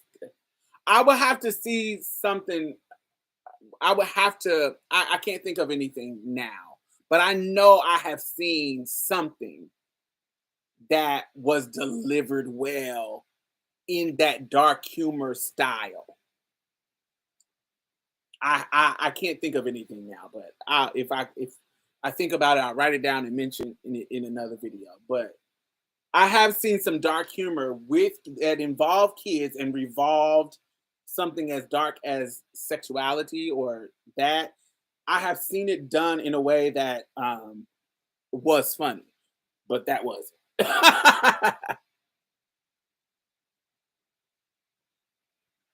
Would this have come back to bite her eventually?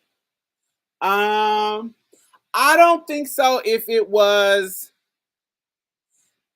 was no negative controversy. Do you see what I'm saying? Like if she cussed out somebody and did something where it was like negative, usually when that happens, that's when people go back and find stuff on you.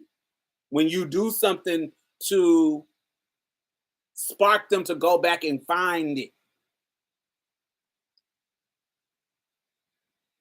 I don't think it would have if the Aries speed situation and Lizzo situation would have happened, I do not think that this would have came up. I think because of his situation with Lizzo, people who is like, nigga, how dare you? Scooped it up and said,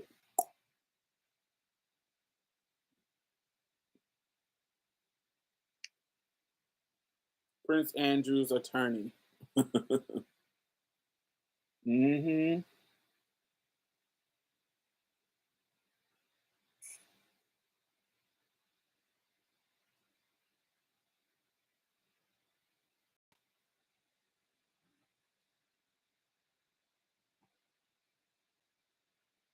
She's an actress. They weren't real pedos. I think that they were trying to do something controversial and funny during the time that this was created. It was the time of like it was around this time with that campaign where things were going viral when you created them and they were inappropriate and things were going viral. And it was a way, especially comedy stuff like that. And I just think that this was like any joke didn't land well at all. South Park, yes. There's tons of inappropriate shit on South Park. There's tons of there. It's a certain some shit just don't land.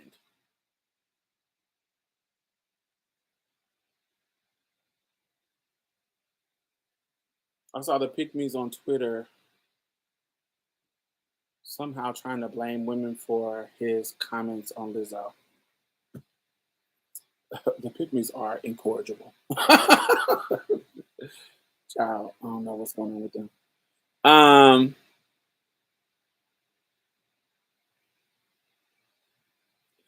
Very poor. I don't think they were pedos. They were just very, very poor judgment, especially now when people dig back into your archives and gag you. Yeah.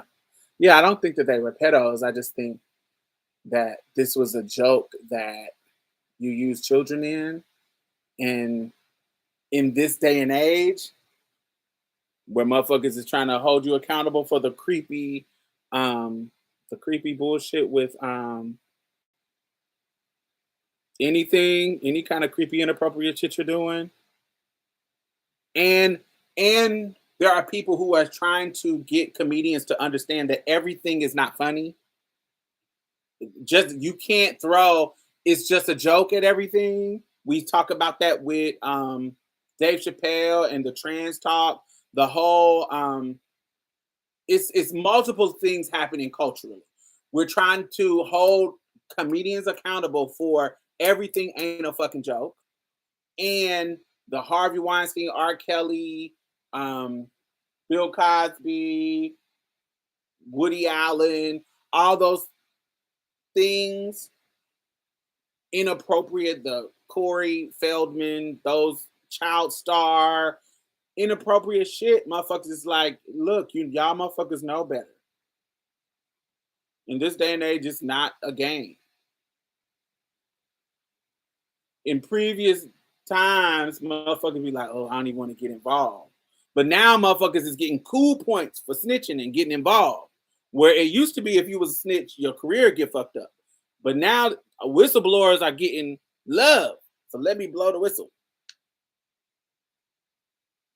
Like some trans jokes were acceptable years ago, but now the trans community is not taking any of that, any and every joke, which is acceptable. You know, there's so many things, honey. Health reads, HIV jokes. I have a video of me and my gay son, the one that passed away. We are reading each other, we're each other, not reading somebody else, but reading each other, getting our life, because that's the kind of dark humor that we have. But honey, people were in the comments, baby, trying to get me together. Now I was reading their ass, bitch. Fuck y'all. Fuck y'all, motherfuckers. This is me and my case son sense of humor, bitch. We reading each other. If you got a problem with them, don't fucking watch. But that's the kind of personality I got. But that's why I couldn't be no celebrity, because I tell y'all suck my dick. Fuck you. I lose everything before honey kissing y'all ass. But I'm stubborn like that.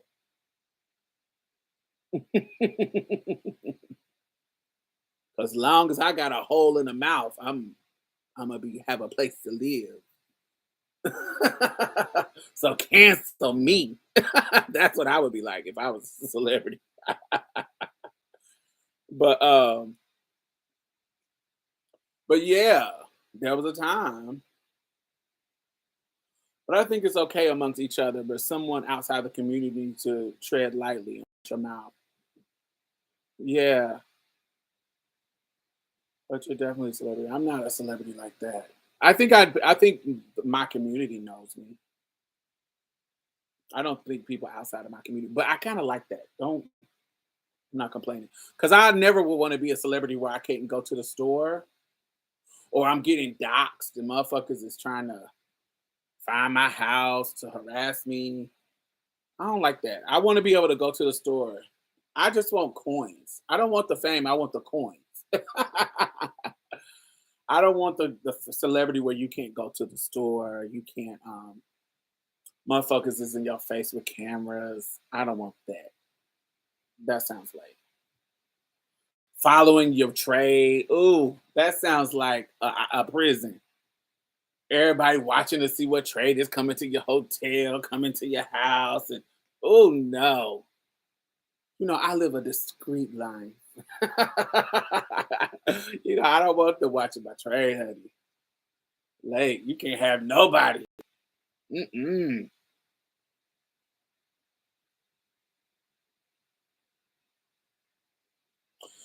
Any thoughts on Bad Bunny not getting the same backlash as Lil Nas X for kissing a guy on stage? I mean, what am I? I mean, we know how racism works. We know how racism works, and we know how our own people do our own people. Because I also feel like the backlash that Little Nas X gets is from us. It's from Black people, not our own people, as in queer people, but from Black people. It is the Black rappers. It is the Black manosphere that is attacking Lil Nas X. I don't, and you know, of course, the typical Republicans, but the people who are really making the situation go viral is um is like the Black folks. Lil Nas was at the BET Awards. What would you expect? In that, exactly. So I don't know. I think, of course, there's racism involved.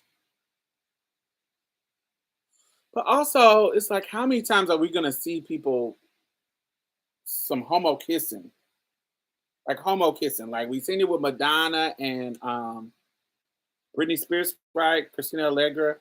We done seen that. God, how many times is it gets to a point where it's not controversial no more,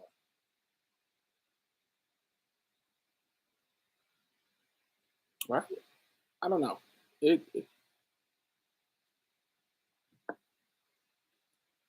it's like seeing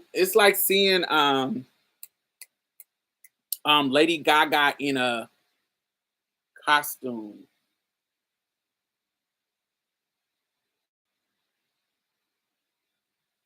like in a weird costume.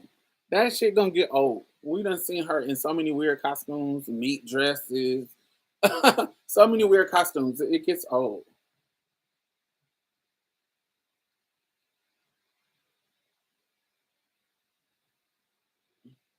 I think when the girls kiss, it depends on who the girl is. Like if we saw some respectable girl kissing, then that would be weird. You know, sexy celebrities kissing, girl, okay. But if we saw Michelle Obama do a romantic kiss on somebody, or who whoever we deem as respectable, if we see them doing some gay kissing, it would be weird. It would be shocking. Whoever we deem heterosexual and respectable.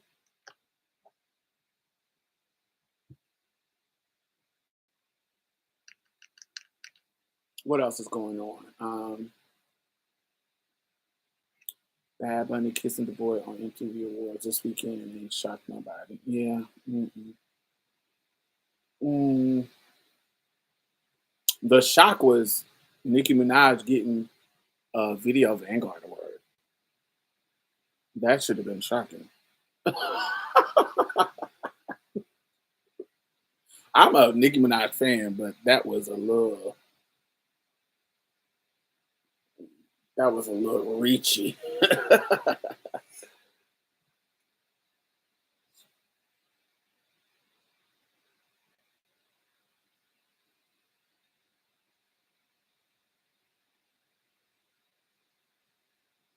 Yeah, I can't see it be. I'm talking about a gay kiss. We're not talking about a smooch. I can't see respectable, and I'm thinking Michelle Obama, but it's anybody else. Anybody who is in that respectable heterosexual stage. I can't see them doing a publicity stunt while where they are having a kiss, like a sexual kiss, and it not be controversial. I don't believe that. You know, somebody like Suki Hana doing it, nothing. Somebody like Megan and Carisha's video where they were talking about fucking da da da da. That was just funny. We know girls talk about that da da da. But if we see some respectable woman doing a sexual kiss, like an intentionally sexual kiss with another woman, it would be controversial.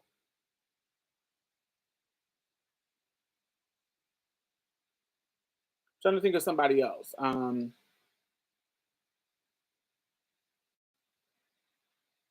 Not a smooch. I'm not talking about a. I'm talking about like a Madonna, Britney Spears, um, Lil Nas X, Bad Bunny moment.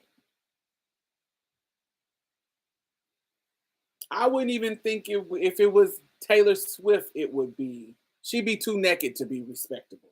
Her little pancake booty cheeks be out.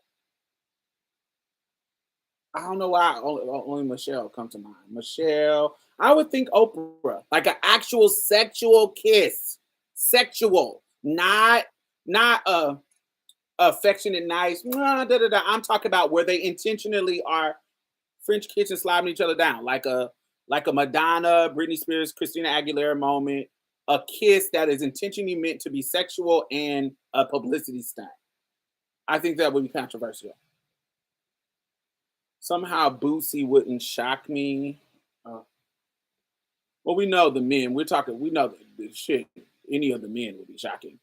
But I do think that there are still levels of women who it would be, especially them church women. Like if we see honey Karen Clark Shear kissing on somebody in a sexual way, that would be what? Or fucking even Miss built like a busted biscuits. What's her name? Um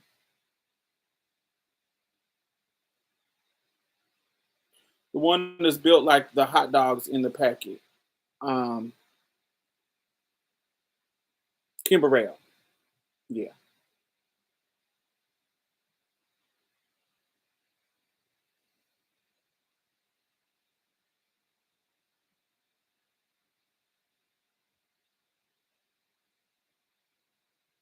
Yeah, I think it would. It just depends on the women. Taraji and Issa. Taraji and Issa. I don't think so. Mm-mm. I think that would be a oh.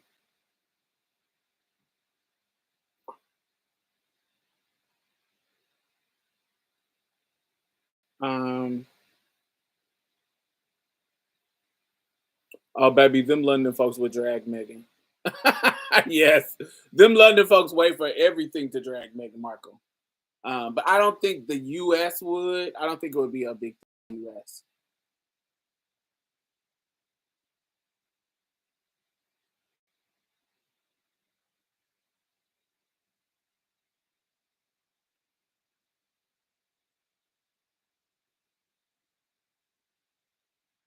Yeah, we will cackle.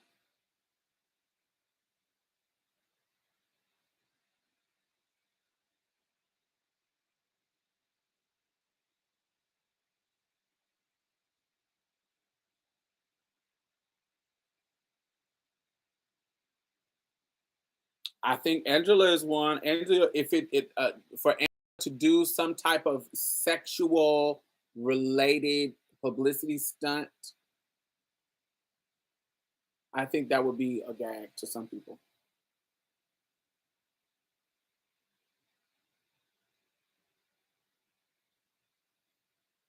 Mm, mm, mm, mm, mm, mm, mm, mm, mm, mm, mm, mm, mm. Hey, Bougie Barbie, is that Coco? Mm.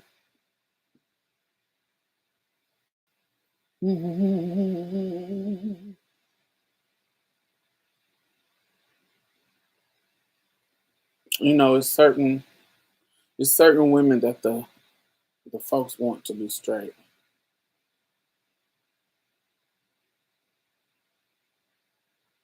Megan just revealed she is really upset because she got treated like a black woman. I'm not surprised. Um, on the podcast, I didn't. I know that the headlines were saying it like that, but on the podcast, what she was saying is she didn't get that negative treatment until that. Like she was like once she was revealed, not that she was doing it on purpose, but once it was really like, hey, this is a black woman, that's when she started to get the backlash. Whereas previous times, she was like, oh, I guess I was getting through passing. But once it was revealed I was a black woman, it just things just came out of, especially Mary and Harry. I think people were spinning it like she was in her biracial feels. Oh my God, I don't know what it's like to be a black woman. It wasn't like that. Yeah, she was interviewing Mariah. It was a good it was a good interview. It was really good.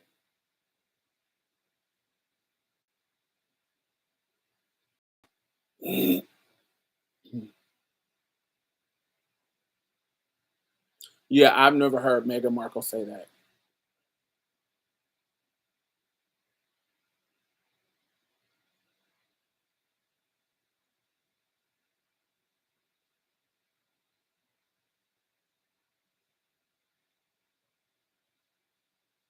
Yeah, they were spinning it in a certain way.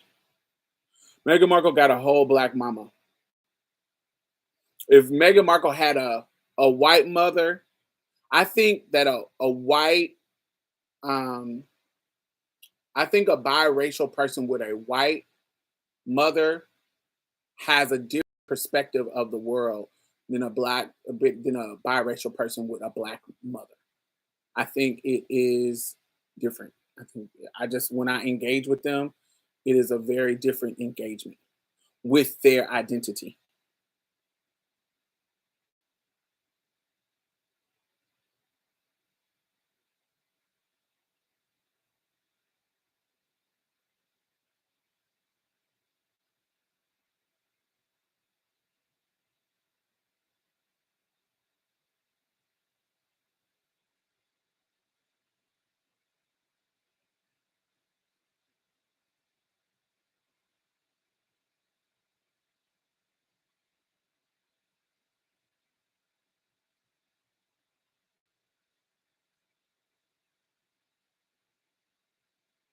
Yeah, Yolanda Adams would be good.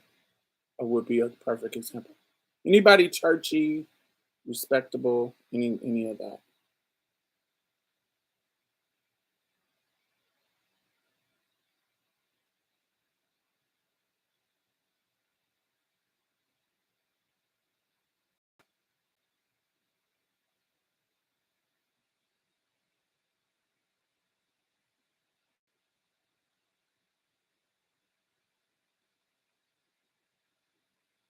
What else is going on?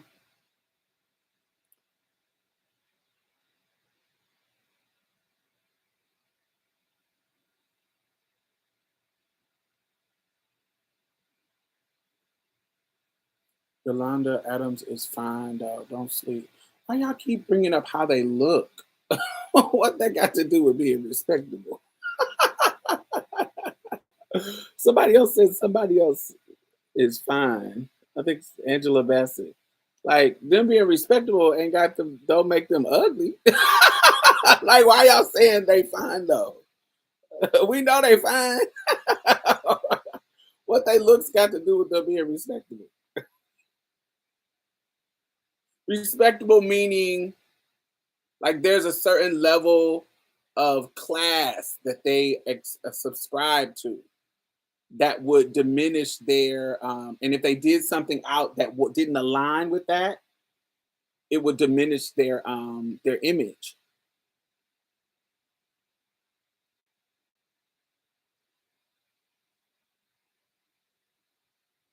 Hmm.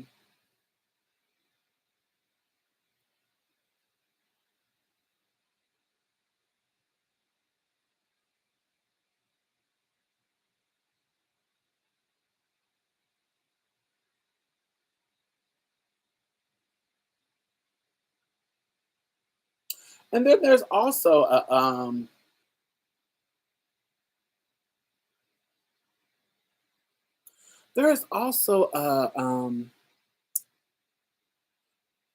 publicity stunt expectation in celebrity.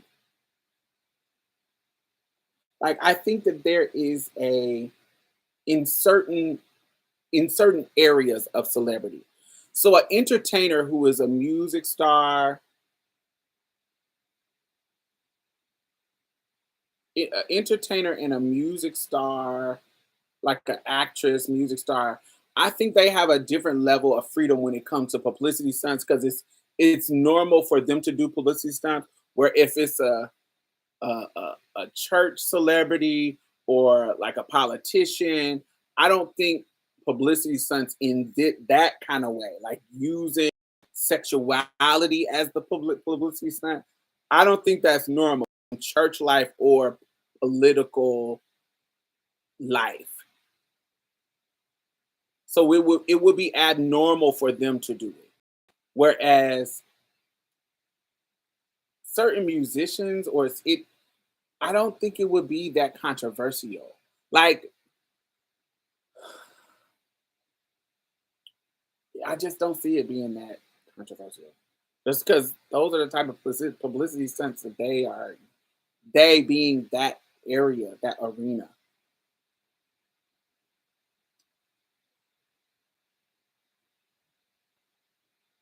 I think if someone is attractive, they are more readily thought of in a sexual manner, hence the sexy fine statement.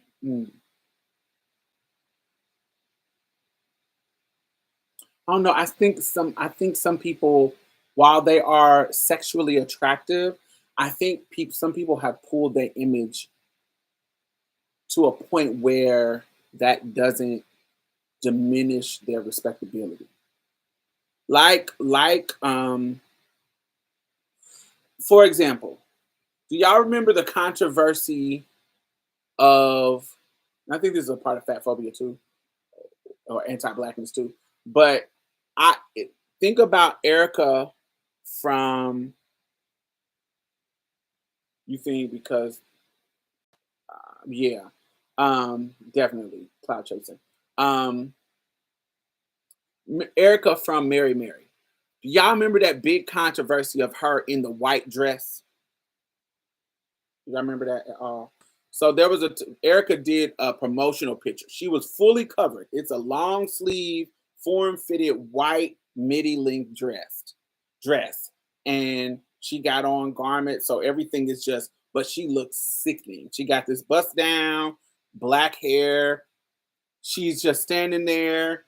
It's not like her ass is out. She is facing forward, but it's just a curvy woman's body, and she looks gorgeous. She's in a white form fitted like bodycon dress.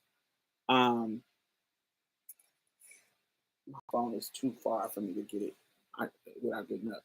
Um, but Erica from Mary Mary, there was this big controversy about her in that dress. They said it was too. They couldn't say, like, none of her titties without. It was fully covered. It was a turtleneck, long sleeve. She was fully covered, but for some reason, they made it seem like, honey, they were over it. I think because of the difference in body shape of, I think if Yolanda did that same look, I don't think Yolanda would have had the same backlash as Erica. There is a refinement of Yolanda that Erica does not ascribe to. There is a hood, bangy, black, unrespectable girl image that, while it doesn't come out of Erica's mouth because they're always preaching about the Lord and da da da da, she gives you a hood LA girl. Do you see what I'm saying? And I don't think that I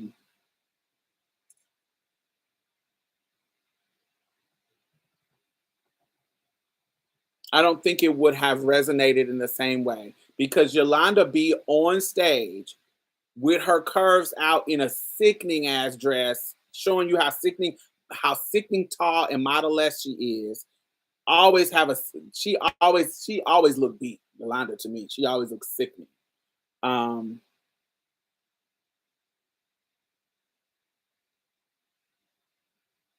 I don't remember that one. I don't remember the green turtleneck dress being controversial. But I just don't see. I've never heard. Yeah, I don't remember that at all. Like at all.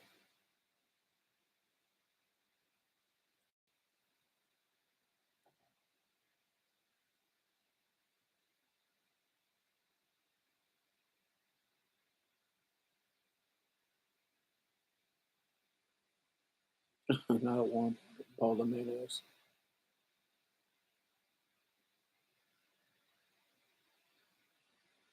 Mm. But yeah, I think Yolanda would be a good example. I think her being attractive in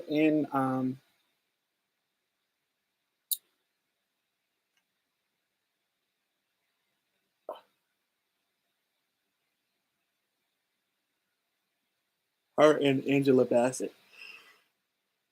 I think how they carry themselves is, and I don't think it's intentionally like this, but I think they're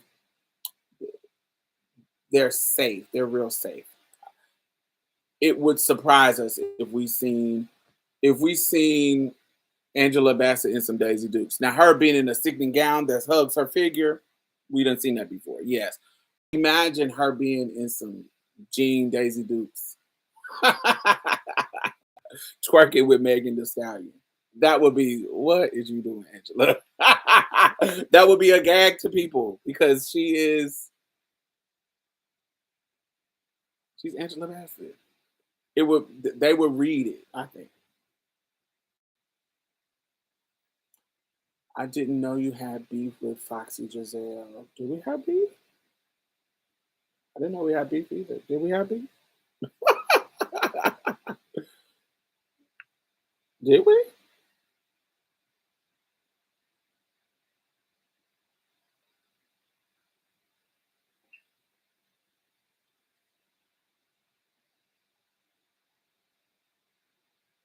She just made a post saying that I bashed her music. Did I? She has music? Oh, back in the day? Oh, maybe. Because I didn't like her music. Did I say they were whack? It must have been old. She just now talking about it? Yeah, I didn't like her music back in the day. Mm, yeah. I don't know if she's having a mental breakdown on Facebook. Yeah, she had music from back in like 2009, 2010, and I didn't like it. And I said I didn't like it. But I haven't talked about Foxy Giselle in since then. So I don't know. I don't.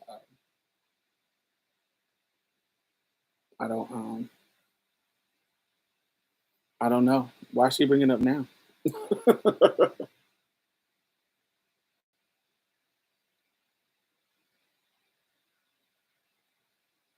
We mentioned her not being a good artist in the Jayla video. Yes, that's the video that we mentioned that in. So that was very old. That had to be, when was that time? Like 2010, 2009? Because Jayla won being P. Diddy in 2009, right? Yeah, that was like 12 years ago, 13 years ago, 9, 10, 11, 12, 2. Wait, it's like 13 years ago. Apparently, she's real hurt by that still. Oh, okay. I mean, I don't know what to say. I didn't like the music. I didn't. Sometimes I don't like people music. I'm not gonna say I love it if I don't.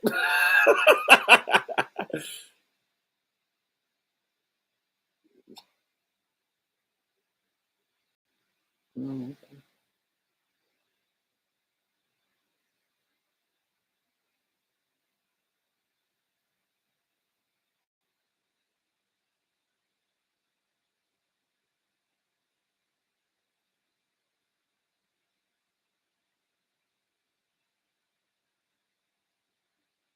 Yeah, I haven't seen or heard anything about Foxy Giselle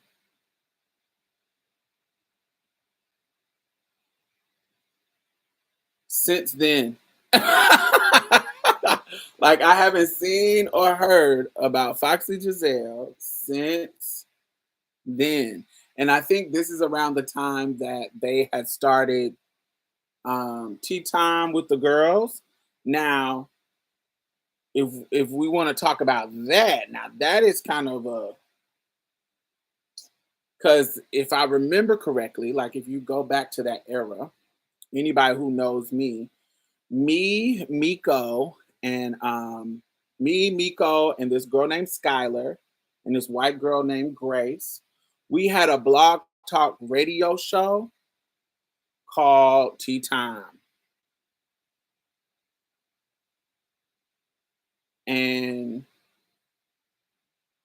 um, Miko and Skylar got into it We were all on that show, and they got into it. They were two main hosts, and it kind of turned into this thing.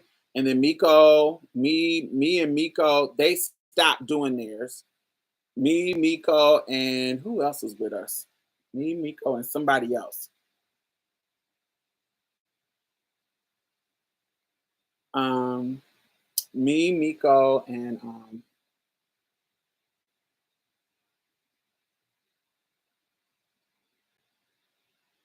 me, Miko, and the producer of that show, Dan Bell, YouTube famous now. That's crazy.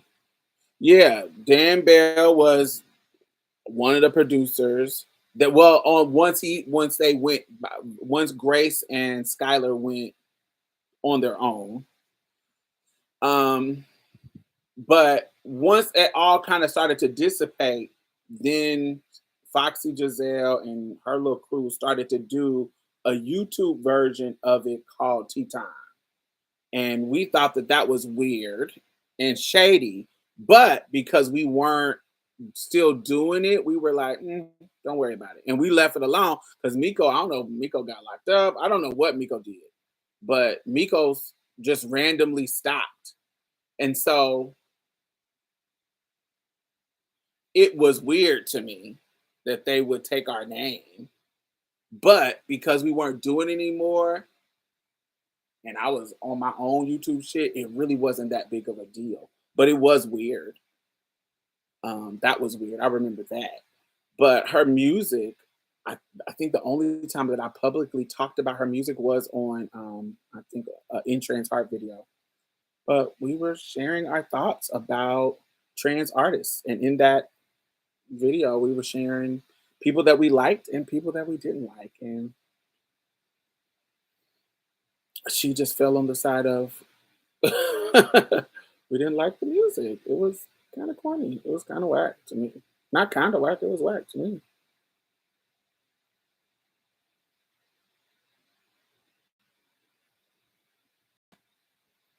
How could you have your own opinion, Diamond? Yes. How could I have my own opinion?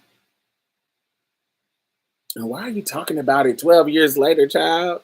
Why you didn't come and put some comments under the video, girl? So we can know.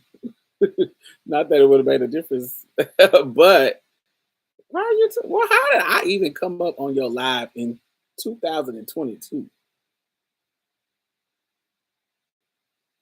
You supposed to be onto something else. You just now saying that, girl. You just now getting that off your chest, girl.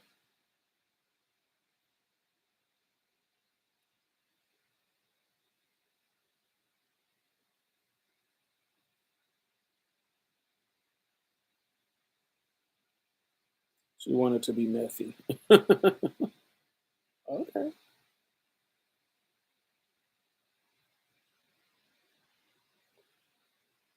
Anyone still listening to that lady's album a month later? Who is that lady? Whose album we talking about?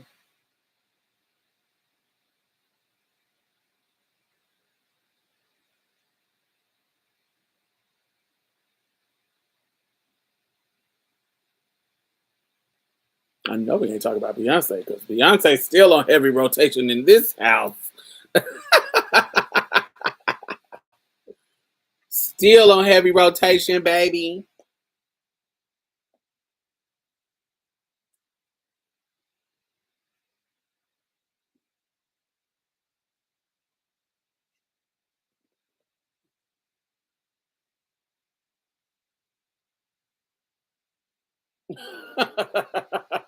2051. Ooh, when climate change is at its peak.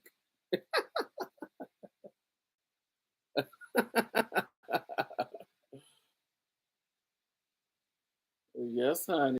Mother Bees is still in heavy rotation. A month later, baby, she is on my workout playlist. What is sparking Miss Thing's Britney Spears breakdown? Why is she? What is that? What is going? Oh yes, baby. We still rock. We're still listening to Beyonce. Patiently waiting for the visuals.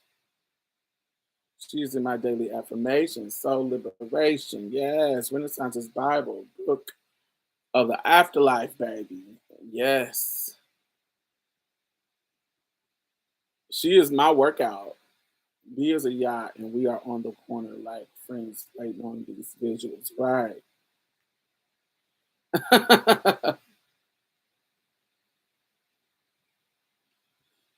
Yeah, I love it. Definitely. Definitely. Definitely. Definitely. Mm, yeah. And I like it, baby.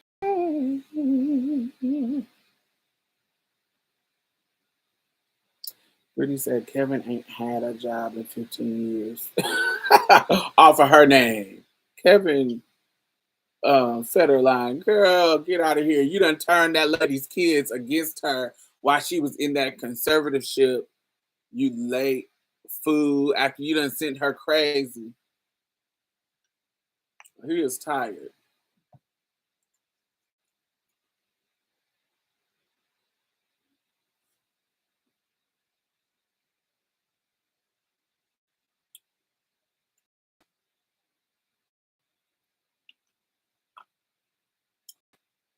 She always be chilling on her birthday, but she might drop him on her birthday too.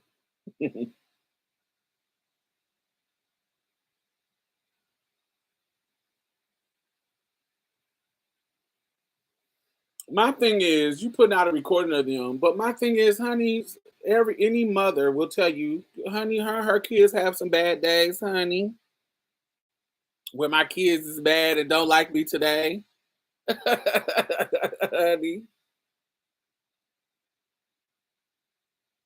And if you record them in that moment, it might look bad, girl.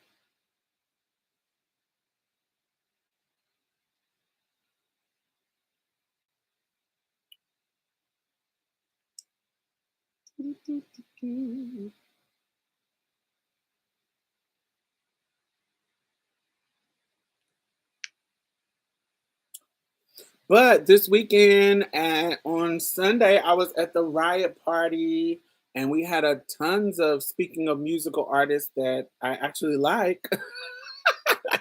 There were tons of artists there that were performing that I actually like their music.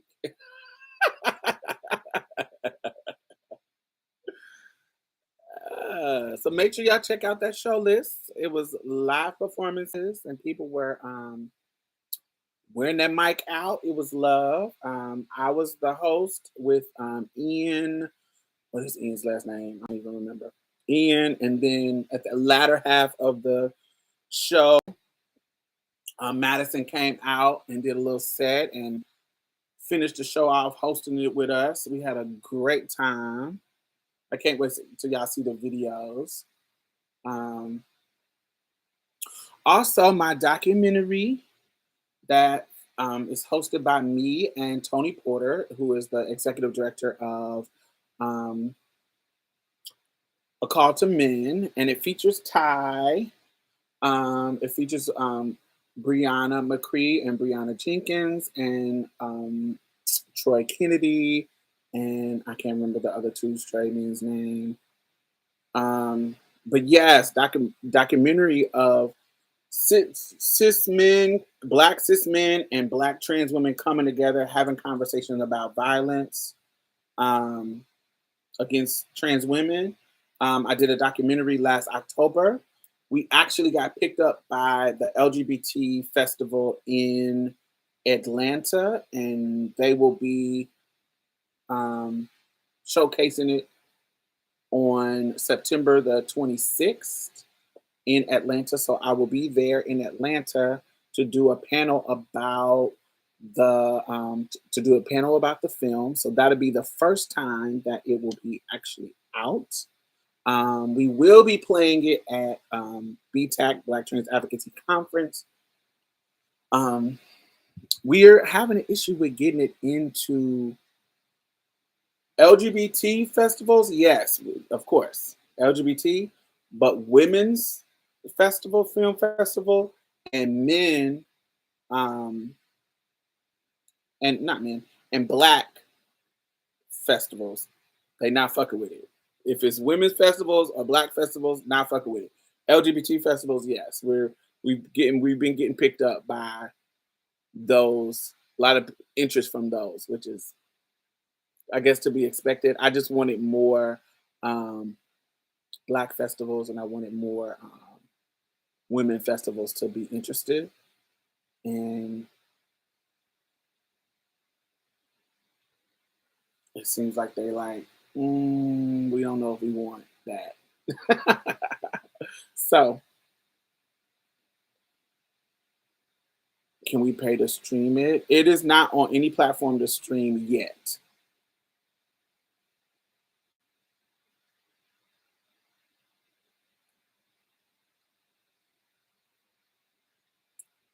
So,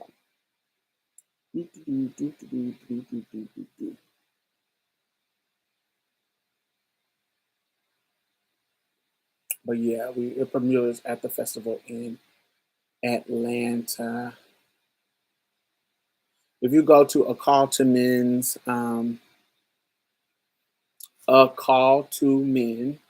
if you go to their Instagram, they have posted the flyer.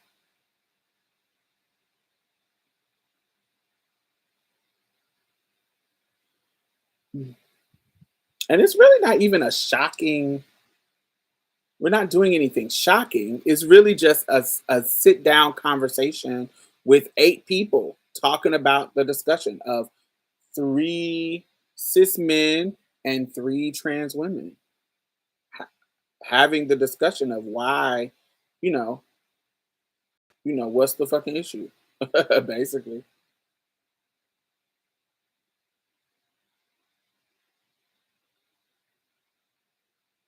hmm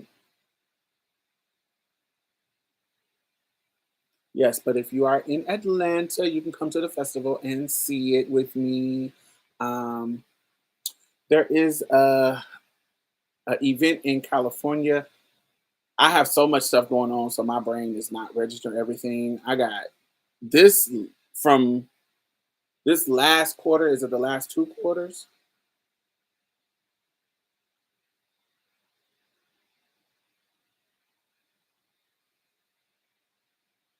Yeah, this last third.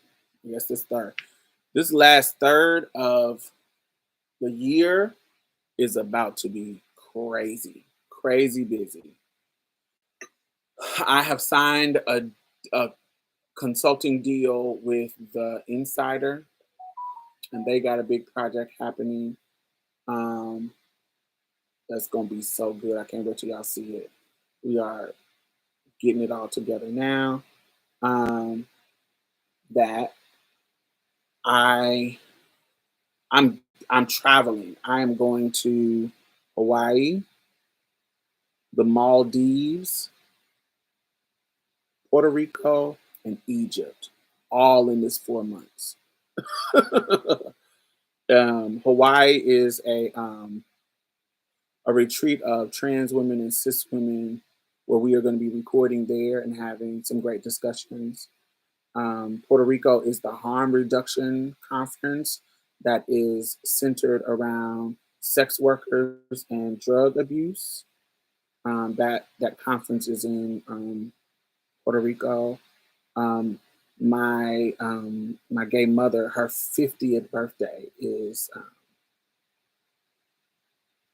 this month, next month, and she decided to go to the Maldives, but she didn't have anybody go with her, and she found a deal for me to go, so I'm going with her for her birthday. And so I'm going to the Maldives with her, and then I got a brand deal with this travel company, and they are um, paying a trip to go to Egypt. So in December. So much stuff is going on. So much stuff. So much traveling. So much good stuff and work stuff. Um, so y'all know Egypt. I'm about Egypt because y'all know Egypt is very anti-LGBT. Not scared, but we going down there to do some work with orgs and shit. So I'm a little taint bit nervous, but we'll see.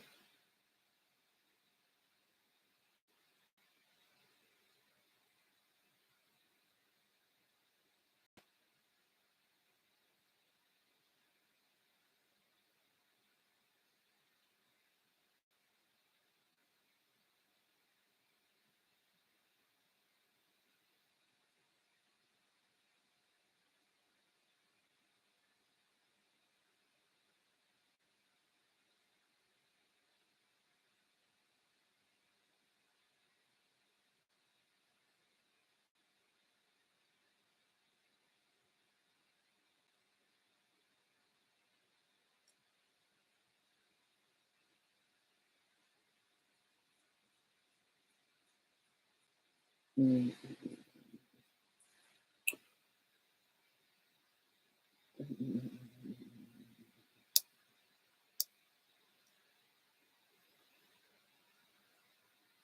All right, y'all. But yes, make sure y'all check out The Girlfriend Who Never Existed. I think it's Untold. I think the documentary on Netflix is called Untold, The Girlfriend Who Never Existed. Check that out. It's really good. Um, oh, make sure y'all thumbs up. I ain't told y'all thumbs up. If you haven't thumbs up, thumbs up. Make sure y'all check out that documentary. What else has been?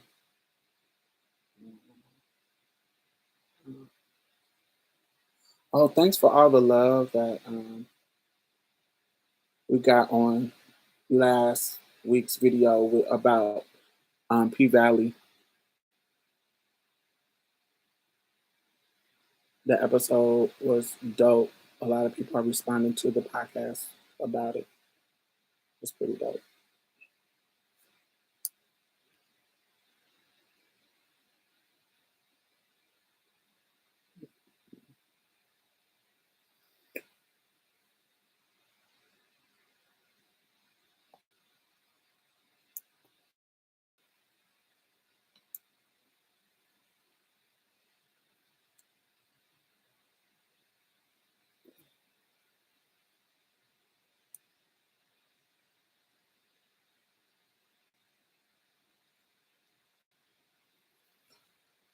All right, y'all. It's been 2:30, and I will chat with y'all next week.